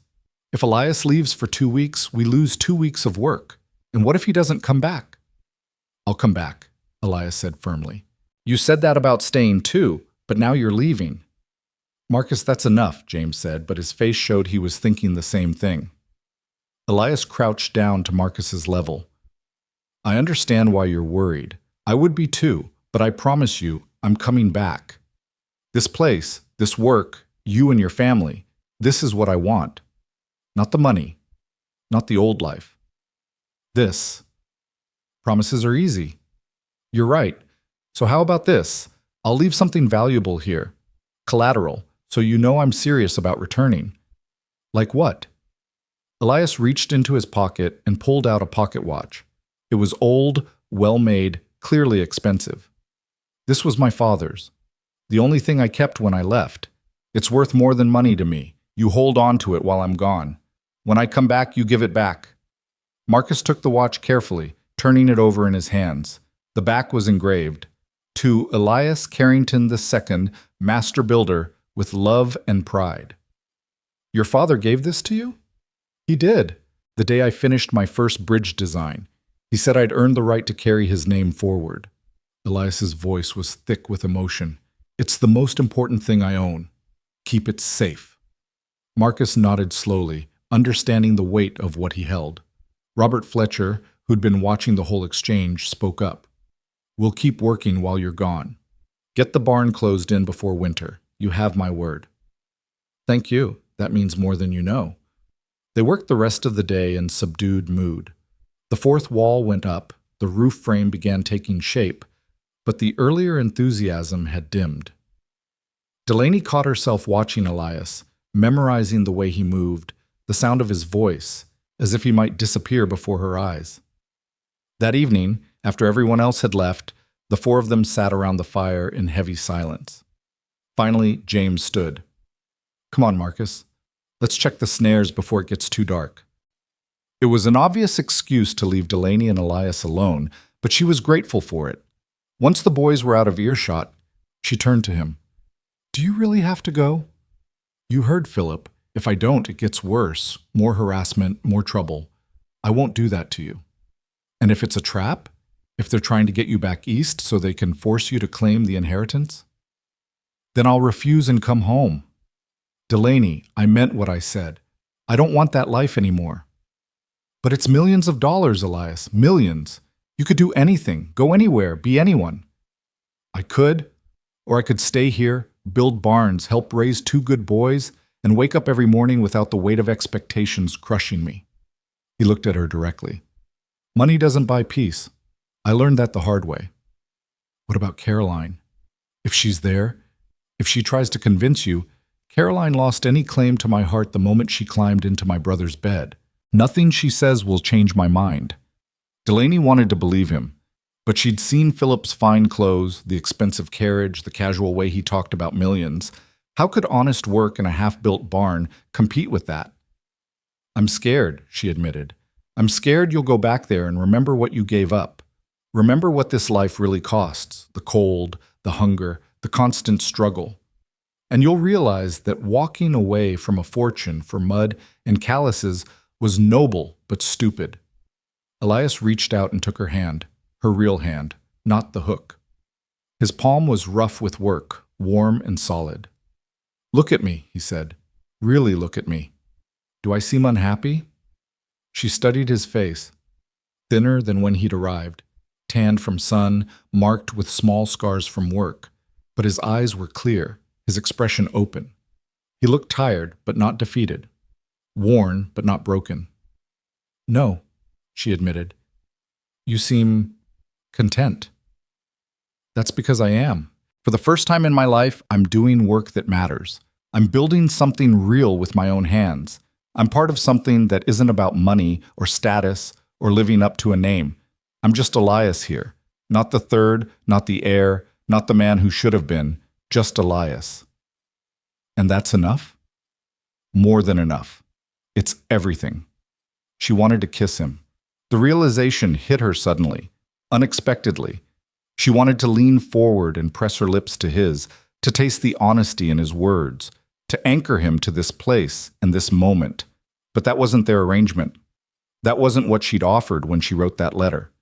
Instead, she squeezed his hand. "Come back." "I will.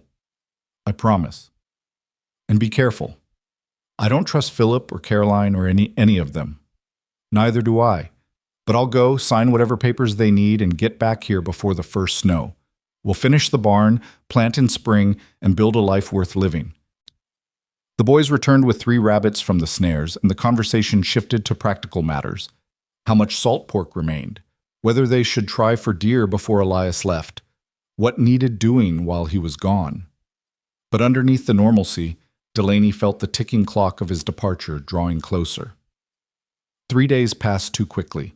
They worked from dawn to dusk, pushing to get as much done as possible before Elias left. The barn roof was framed and half shingled. The walls were complete. It wasn't finished, but it was close. Close enough that Robert Fletcher assured them they could complete it with his help. The morning of Elias's departure arrived cold and gray. He packed his single bag while Delaney made coffee with the last of his supply. Marcus clutched the pocket watch like a talisman. James stood with his arms crossed, face carefully neutral. "The stage leaves at 9, Elias said. "I'll meet Philip at the hotel, travel to Helena, catch the eastbound train. 2 weeks, maybe 3 counting travel time. I'll wire from Helena when I'm on my way back. And if you miss the stage back? Marcus asked. Then I'll hire a horse or walk, but I'll get back. They walked him into town, all three of them, unable to let him go alone. People stared as they passed, the cursed widow, the two boys, and the mysterious stranger who was leaving. No doubt there would be talk about why he was going, whether he'd return, what it all meant. Let them talk. At the depot, Philip waited with tickets and paperwork. He looked smug, satisfied, like a cat who'd cornered a mouse. Delaney disliked him intensely. Ready? Philip asked. As I'll ever be. The stage was already loaded, horses stamping impatiently. Elias turned to say goodbye, and Delaney saw him hesitate, unsure of the appropriate farewell. James solved it by sticking out his hand. Thank you, for everything, for coming, for staying, for being decent. Elias shook firmly. Thank you for trusting me, for teaching me, for becoming a friend. Marcus threw his arms around Elias's waist in an impulsive hug. Don't forget us. Never. Take care of that watch. I will. Then it was Delaney's turn. She wanted to say 1,000 things. Be careful. Come back. Don't let them convince you. I need you. We need you. Please don't forget what you found here. But what came out was simpler. Safe travels. I'll be back before you know it. He climbed into the stage. Philip followed. The driver cracked the reins, and the coach lurched forward. Delaney watched until it disappeared around the bend, taking with it the man who'd somehow become essential to their survival. Marcus slipped his hand into hers. He'll come back, right? I don't know, sweetheart. I hope so. Me too. They walked home in silence, the homestead feeling emptier than it had in weeks. That evening, working on the barn with Robert and Joseph Fletcher, Delaney kept looking toward the road, irrationally hoping to see Elias returning, saying it was all a mistake. He didn't need to go after all. But the road stayed empty. The days crawled past. They worked on finishing the barn, but it felt different without Elias.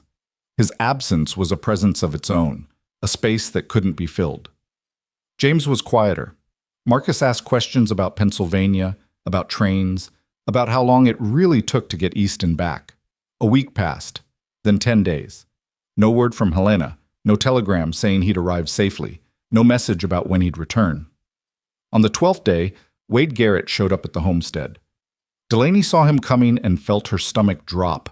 She set down her hammer and waited, James and Marcus flanking her. Mrs. Miles, Garrett said, dismounting, I'm looking for Mr. Carrington. He's not here. So I heard. Word is he took the eastbound train almost 2 weeks ago. Funny thing, that's right when my orders to investigate him were rescinded. Someone paid good money to make his problems go away. If you have a point, Marshal, make it. My point is that Carrington played you. He used your homestead to hide, then the moment his real life called, he ran back to it. You were just convenient shelter, Mrs. Miles. Nothing more. You don't know what you're talking about, don't I? Man turns down millions, lives in squalor, works himself raw for what? Charity? Kindness? Men like Carrington don't change. They just hide until the hiding gets inconvenient. Then they go back to being who they always were. Get off my property. I'm just trying to help you see reality. He's not coming back. Men like him never do. And men like you never know when they're not wanted. Leave. Now. Garrett smiled coldly. Already did my job. Just thought you should know the truth about your hired hand before you waste more time waiting for someone who's already forgotten you. He rode off, leaving poison in his wake. He's wrong, Marcus said fiercely. Elias wouldn't do that. Of course he's wrong, James agreed, but he sounded uncertain. Delaney said nothing. She wanted to believe Garrett was lying, wanted to trust Elias completely, but it had been 12 days with no word. 12 days for doubt to take root and grow. That night, lying awake in the darkness, she allowed herself to imagine that Garrett was right, that Elias had gone back east, seen his old life waiting, and realized that mud and calluses couldn't compete with millions, that she'd been a fool to trust him, to depend on him, to let him matter. The fear was worse than grief. Grief at least had the dignity of finality. Fear just twisted and turned, feeding on itself, creating scenarios that might never happen but felt terrifyingly real. 2 more days passed. The barn was nearly complete, just the door and some finish work remaining. It should have felt like victory, but instead, it felt hollow. On the 15th day, Marcus came running from the road. "Delaney, James, someone's coming!" She dropped what she was doing and ran. Please, she thought, please let it be him. But as the figure came into view, her heart sank. It wasn't Elias. It was a young man in a Western Union uniform, holding a yellow telegram envelope. "Telegram for Delaney Miles," he called out. She took it with shaking hands. The boy rode off while she stared at the envelope, afraid to open it. James and Marcus crowded close. "What does it say?" Marcus demanded. "Give me a moment." She tore it open, unfolding the thin paper. The message was short. "Business complete. Stop leaving Helena today. Stop home soon. Stop." Elias, relief flooded through her so intensely she had to sit down. He was coming back. He'd kept his promise. "He's coming home," she said, voice shaky. "I told you," Marcus crowed. "I told you he would." James clapped her on the shoulder, grinning wider than she'd seen in months. Even his cautious heart had been won over. That evening, they celebrated by finishing the barn door. It was symbolic, the last piece, the moment of completion. As they stepped back to look at the finished structure, Delaney felt something shift in her chest. The barn stood solid and true, proof that what had been burned could be rebuilt. That loss didn't have to be permanent. That with help and determination and people who showed up when it mattered, impossible things became possible. "Thomas would have liked it," James said quietly. "He'd be proud." "He would," Delaney agreed. "And so would your parents." They stood in silence, honoring the dead who'd brought them here, acknowledging the journey that had led to this moment. 2 days later, Delaney was working on clearing brush when she heard hoofbeats. She looked up, heart racing, and saw a single rider approaching. As he drew closer, she recognized the set of his shoulders, the way he sat the horse. Elias. She wanted to run to him, wanted to throw her arms around him and verify he was real. Instead, she stood still, waiting, letting him come to her. He dismounted while still yards away and walked the rest of the distance. He looked exhausted, travel-worn, thinner than when he'd left, with dark circles under his eyes. But he was smiling. "You came back," she said. "I told you I would." "I know, but part of me didn't believe it." Part of me didn't either, honestly. There were moments in that house, surrounded by lawyers and papers and reminders of everything I used to have, when I thought maybe I'd made a terrible mistake. Maybe Garrett was right, and I was just hiding from my real life. "What changed your mind?" "This." He pulled something from his pocket. A small, rough stone. "I picked this up the day after the storm, when we were clearing debris. Just a rock, nothing special. But I kept it in my pocket, and every time I felt myself slipping, I'd touch it and remember. This is real. Mud and calluses and people who show up when they say they will. That's real. The rest is just noise," Delaney finished. "Exactly." Marcus came barreling around the barn. "Elias, you're back!" He skidded to a stop, suddenly formal. "I kept your watch safe, like I promised." "Thank you." Elias took the watch, holding it for a moment, then closed Marcus's hand around it. "Keep it." "What?" "No, I can't." "You can. I don't need it anymore. I've got better reminders of what matters." Marcus looked at the watch, then at Elias, then threw his arms around him again. Over the boy's head, Elias met Delaney's eyes, and something passed between them, understanding, relief, the beginning of something neither had planned but both recognized. James emerged from the barn, saw Elias, and nodded once. The kind of nod that said, "Welcome home," without needing words. "Come on," Delaney said. "We finished the barn while you were gone. We'll show you." They walked together toward the new structure, and as Delaney glanced at Elias beside her, she realized something had fundamentally changed. He wasn't the mail-order husband anymore, the stranger who'd answered an advertisement. He was family. He was home. And she was glad. The barn stood complete against the autumn sky, its new timber golden in the afternoon light. Elias walked around it slowly, running his hand along the walls, checking joints, testing the door that swung smooth on its hinges. Delaney watched his face, seeing satisfaction there, pride in work well done even in his absence. "It's solid," he said finally.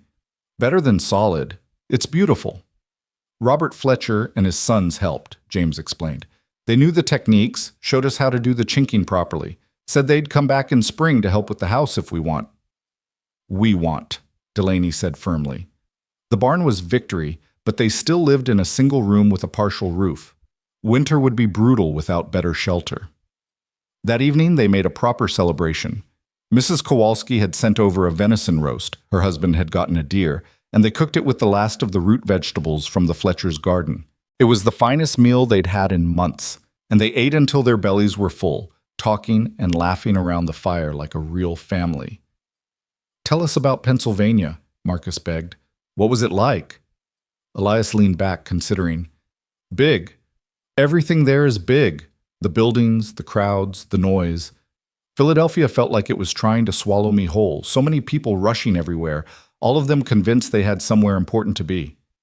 "Did you see your old house?" "I did. Mansion, really. 22 rooms, marble floors, servants' quarters. My father built it to make a statement about the Carrington name." He smiled wryly. "Mostly it just felt empty." "What about Caroline?" The question came from James, surprisingly.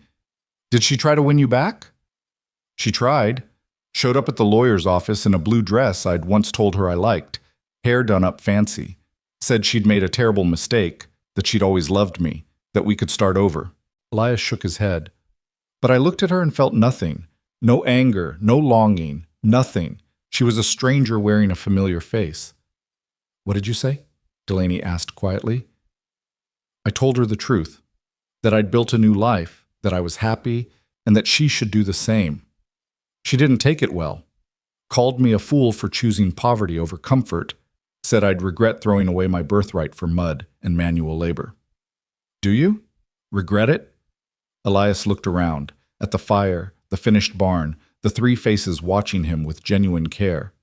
"Not for a single second." Marcus grinned. "Good. Because we missed you." "I missed you too. All of you."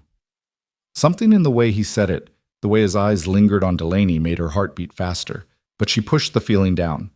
They had work to focus on, winter to prepare for, practical concerns that didn't leave room for complicated emotions.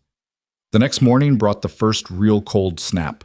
They woke to find ice on the water bucket and frost thick on the ground. Winter was announcing its approach, giving them warning to prepare or suffer. "We need to winterize what we have," Elias said over breakfast. "Get the gaps in our shelter sealed, stockpile firewood, make sure we have enough provisions to last until spring. And we need to decide about the house," James added, "whether we try to rebuild this winter or wait until spring." "Winter construction is risky," Elias said. "Ground freezes, materials become brittle. We could start on planning and foundation work if the weather holds, but the main building should wait." "Then we focus on survival," Delaney decided. "Make what we have livable, gather what we need, and come spring, we build properly." They spent the following days in a flurry of preparation.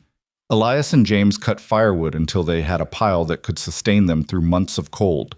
Marcus and Delaney worked on sealing gaps in their shelter's walls, stuffing cracks with moss and mud, hanging canvas over the open side to block wind.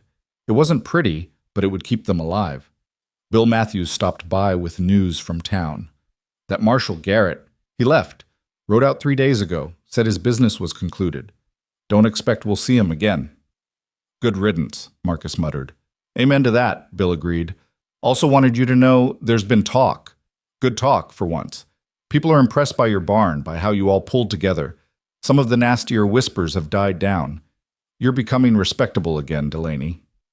"I never stopped being respectable. Just took people a while to notice." Bill laughed. "Fair point.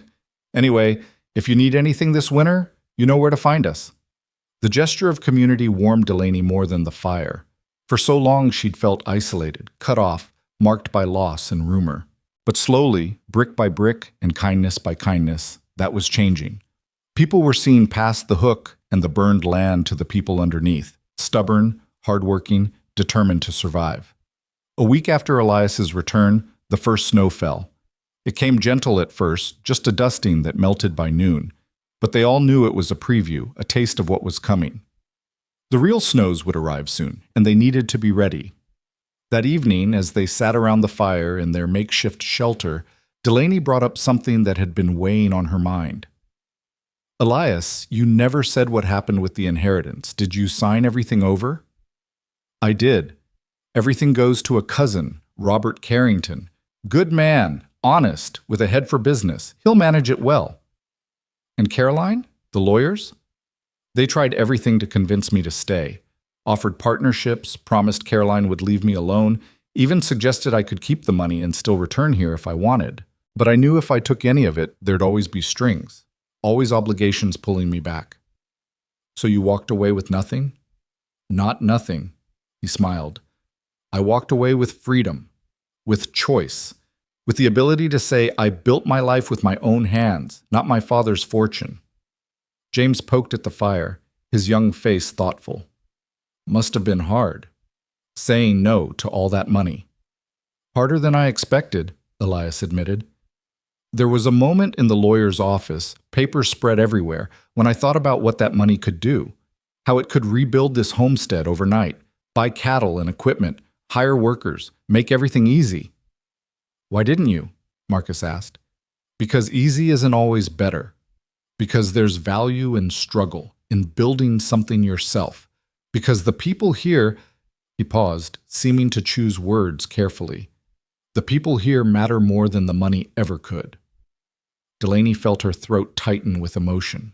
She'd been so focused on survival, on practical concerns, that she'd almost forgotten what it felt like to be valued for more than utility.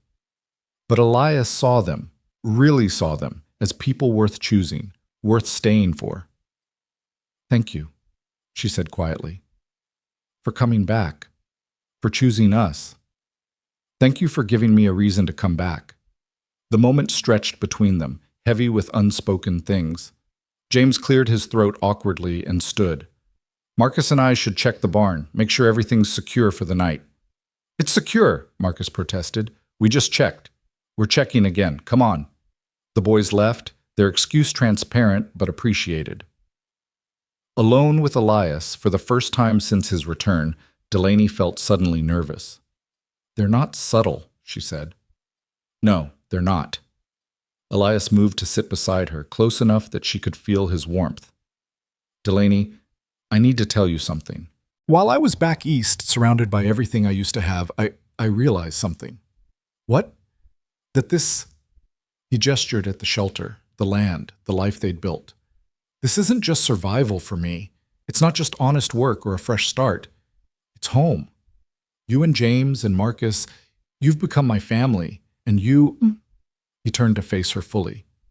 "You've become more than that." Her heart was hammering. "Elias, I know our arrangement was never about that. I know you wrote that letter looking for help, not affection. But I can't keep pretending I don't feel what I feel. I care about you, Delaney. Not as an employer, not as a friend, as more." She should have been prepared for this. Should have seen it coming in the way he looked at her, the way they'd learned to work together, the connection that had grown between them. But hearing it said aloud still stole her breath. "I don't know what to say." "Say what you feel. Whatever that is, I can handle it." Delaney looked at him. Really looked at him. The man who'd answered a desperate letter, who'd worked until his hands bled, who'd stood beside her through storms and marshals and the weight of past betrayals. The man who'd turned down millions to come back to mud and cold and uncertainty. "I'm scared," she admitted. "Thomas and I had an arrangement too. Partnership, respect, but not love. Not the kind of love that makes people foolish. And I told myself I was fine with that I didn't need passion or romance, just someone reliable. But with you..." She paused, gathering courage. "With you, I feel things I didn't let myself feel with Thomas. Things that terrify me because if I let myself care that much, losing you would break me. You won't lose me. You can't promise that. Thomas couldn't promise it either, and look what happened. You're right. I can't promise I'll never die, never leave through circumstance beyond my control, but I can promise I'll never choose to leave. I can promise that as long as I have breath and choice, I'm staying right here. She wanted to believe him. God, how she wanted to believe him. What if it doesn't work? She whispered. What if we try this and it ruins what we've built? What if it does work? What if trying is how we build something even better? He had a point. They'd already built so much together. Trust, partnership, the beginnings of family. Maybe adding affection wasn't destruction, but completion. I care about you too, she said finally. More than I intended to. More than I thought I could. You scare me, Elias Carrington, because you make me hope. Hope's not so bad. It is when you've had it crushed before. He reached out slowly, giving her time to pull away, and took her hand, her real hand, warm in his. Then let me carry some of that hope. You don't have to bear it alone. Looking into his eyes, seeing the sincerity there, Delaney made a choice, not to be reckless, not to be foolish, but to be brave, to reach for something good even knowing it might hurt. She leaned forward and kissed him. It was tentative at first, testing, questioning, but then Elias's hand came up to cup her face, and the kiss deepened into something certain, something real. It tasted like promise and possibility, like all the words they hadn't said finding expression in touch. When they finally pulled apart, both breathing hard, Elias rested his forehead against hers. So, he said, what does this mean? It means we try. We see where this goes. No promises except honesty, no expectations except effort. I can work with that. Good, because I'm terrible at romance. I'm practical and stubborn, and I have no idea how to be a wife in any sense that doesn't involve work. I don't want a wife in the traditional sense. I want a partner. And Delaney, you're the best partner I've ever had. She laughed, surprising herself with the sound. When had laughter become easy again? When had joy found its way back into her life? The boys returned eventually, pretending they hadn't been giving them privacy, and the four of them settled in for the night. But something had shifted. The air felt different, charged with possibility. As Delaney lay in her bedroll listening to the breathing of three other people, she allowed herself to feel hope. Real hope. Not the cautious, fearful kind she'd been carrying, but the bold, bright kind that believed good things were possible. The snows came in earnest 2 days later. Not the gentle dusting of before, but serious accumulation that blanketed the homestead in white. They spent the storm days inside their shelter, telling stories, playing cards Marcus had found in the ruins, planning for spring. Elias taught Marcus advanced knots. James sketched designs for the new house, getting input from everyone about what features mattered most. Delaney mended clothes and listened to the easy conversation, marveling at how natural it felt to have Elias here, to include him in decisions, to build a future together. When the storm broke, they emerged to find the world transformed. The barn stood proud under its mantle of snow, the land rolled white to the horizon, and the air was crisp and clean. They set about the work of survival, clearing paths, checking on the animals they'd acquired, making sure the fire stayed lit. In the evenings, after the boys went to sleep, Elias and Delaney would sit close by the fire, talking in low voices about everything and nothing. He told her about his childhood, about learning to build at his father's side, about the pressure of being Elias Carrington III. She told him about growing up poor in Ohio, about losing her parents to fever, about Thomas's kindness in marrying her to save her and her brothers from destitution. Did you love him? Elias asked one night. I respected him. I was grateful to him. I cared for him. But love?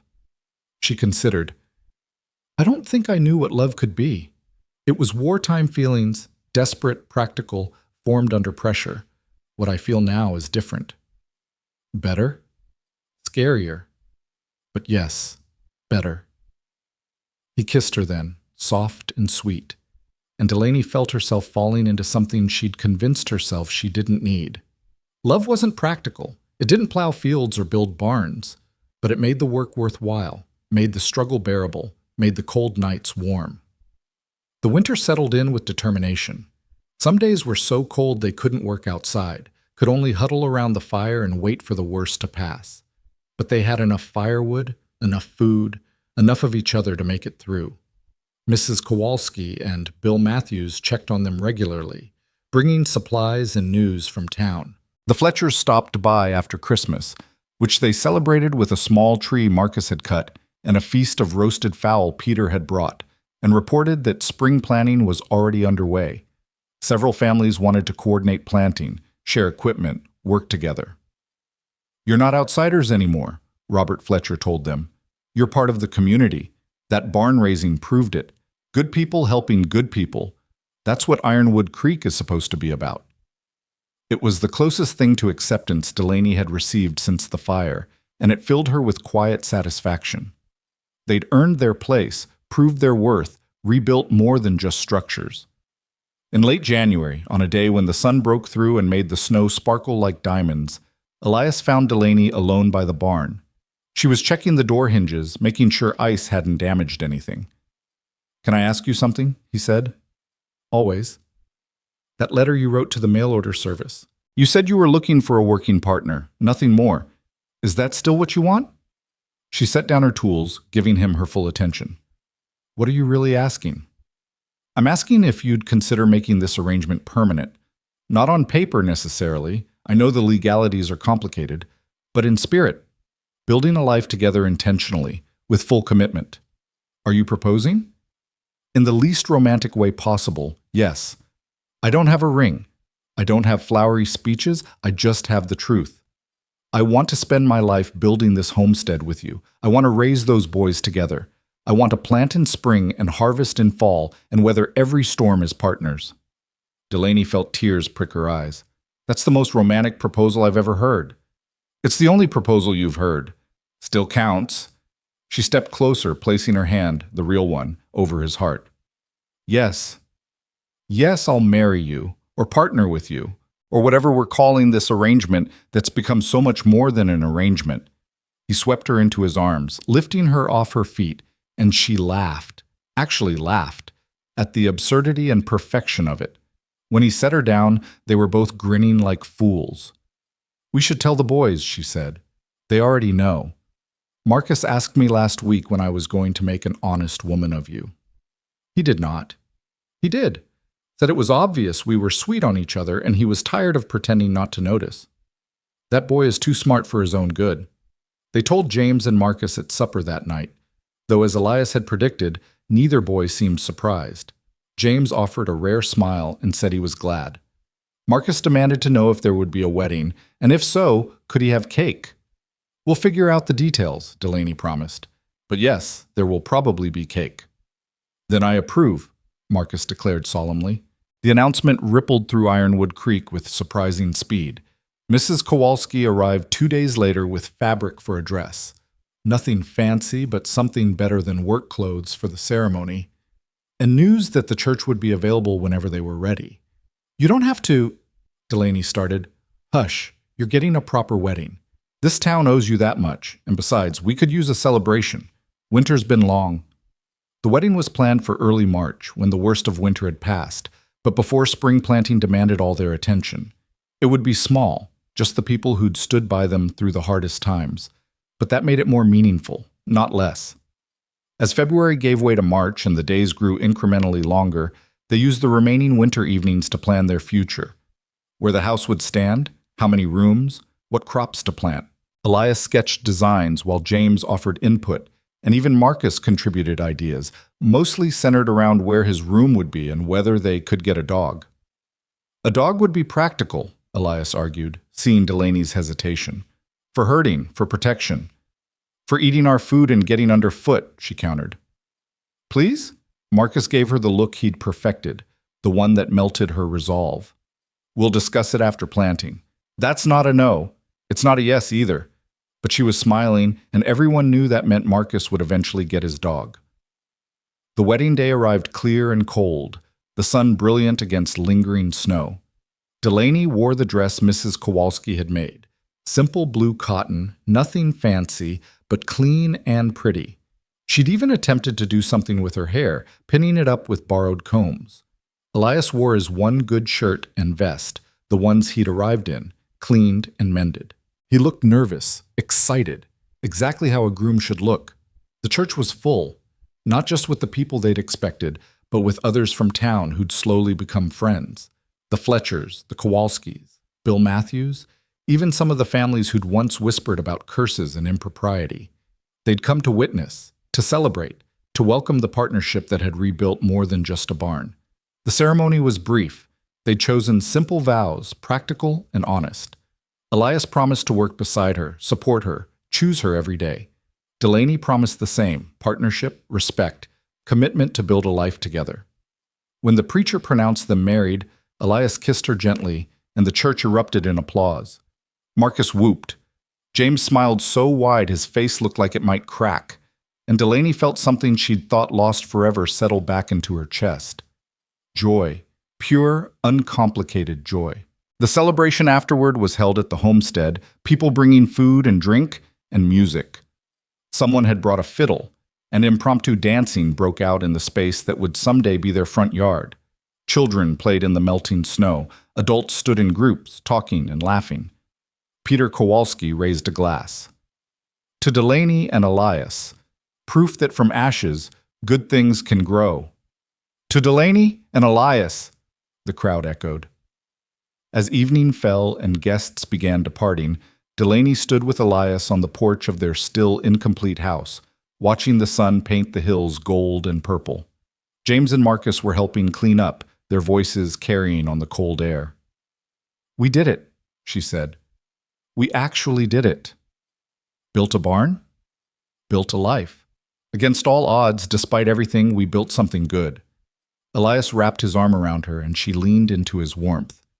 "This is just the beginning. Wait until you see what we build next." She looked at the land stretching before them. The finished barn, the site cleared for the house, the fields waiting for spring planting. It was still scarred by fire, still marked by loss, but it was healing, growing, becoming something new. "I can't wait," she said, and meant it. That night, lying beside her new husband in their tiny shelter, listening to her brothers breathe and sleep, Delaney Miles Carrington thought about the journey that had brought them here. The fire, the loss, the desperate letter written to strangers. The man who'd answered, who'd come expecting nothing and found everything. The work, the storms, the slow building of trust into something deeper. She thought about Thomas, about carrying his memory forward without being trapped by it, about honoring loss while still reaching for joy. And she thought about tomorrow, about the house they would build, the crops they would plant, the life they would create together. Spring arrived 2 weeks later with a rush of melting snow and returning birds. The ground thawed, revealing winter's damage, but also fresh possibility. They broke ground on the house the first day the earth was workable enough, and with help from the Fletchers and others, the foundation took shape quickly. By summer, the house stood complete. 4 rooms, solid walls, a real roof, windows that let in light. It wasn't fancy, but it was theirs, built with their own hands and the help of friends. They moved in on a June evening, carrying their few possessions from the shelter they'd survived winter in. Marcus chose his room immediately, declaring it perfect. James took the smaller room beside it, already planning how to build furniture.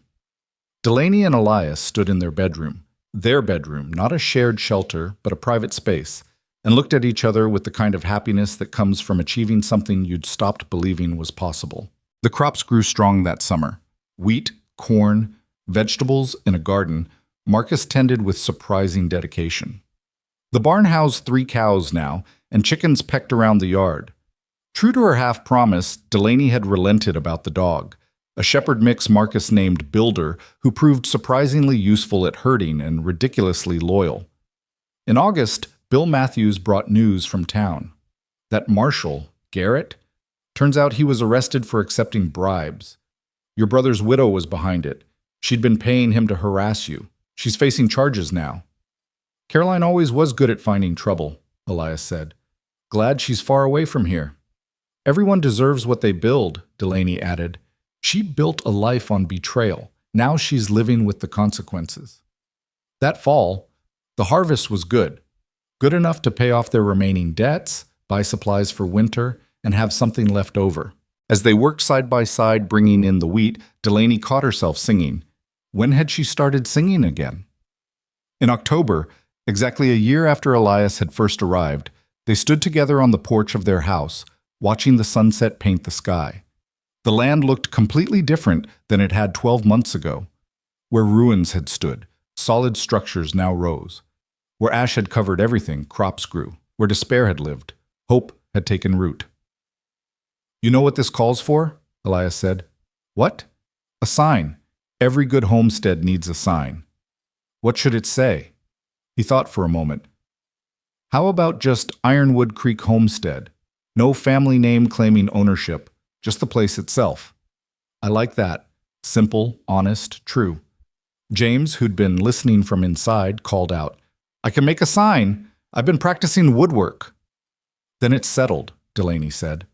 The sign went up 3 days later, carved and sanded smooth by James's careful hands. It stood by the road, announcing to travelers that this was a place of substance, of permanence, of people who'd rebuilt from nothing and made something lasting. As winter approached again, their second winter together, they prepared with confidence instead of desperation. The house was warm, the barn was full, the cellar held enough provisions to last until spring. They'd proven they could survive, and more than that, they could thrive. On the first real snow of the season, they gathered around the fire in their actual fireplace, in their actual home, and Delaney looked around at her family. James, now 17, growing into a man who could build anything. Marcus, 15, still energetic but developing the focus that would serve him well. And Elias, her husband, her partner, the mail-order stranger who'd become the foundation of everything good in her life. "I'm grateful," she said suddenly, "for all of this. For all of you." "Even the dog?" Marcus asked. Builder's head was in his lap, drooling contentedly. "Even the dog?" "Even me?" Elias teased. "Especially you. You came here expecting nothing and gave us everything." "You gave me everything," he corrected. "A home, a family, a reason to build instead of hide. I'm the one who should be grateful." "Then we're even. Not even close. But we have a lifetime to figure out the balance." Outside, the snow fell soft and steady, covering the scars that remained, blanketing everything in white. The barn stood strong. The house glowed with firelight. Smoke rose from the chimney, a signal to anyone passing that this was a place where people lived, where life continued, where the past had been acknowledged but not allowed to dictate the future. Years later, travelers would pass the sign reading Ironwood Creek Homestead and wonder about the story behind it. Some would hear tales of the widow who'd lost everything in a fire but refused to quit.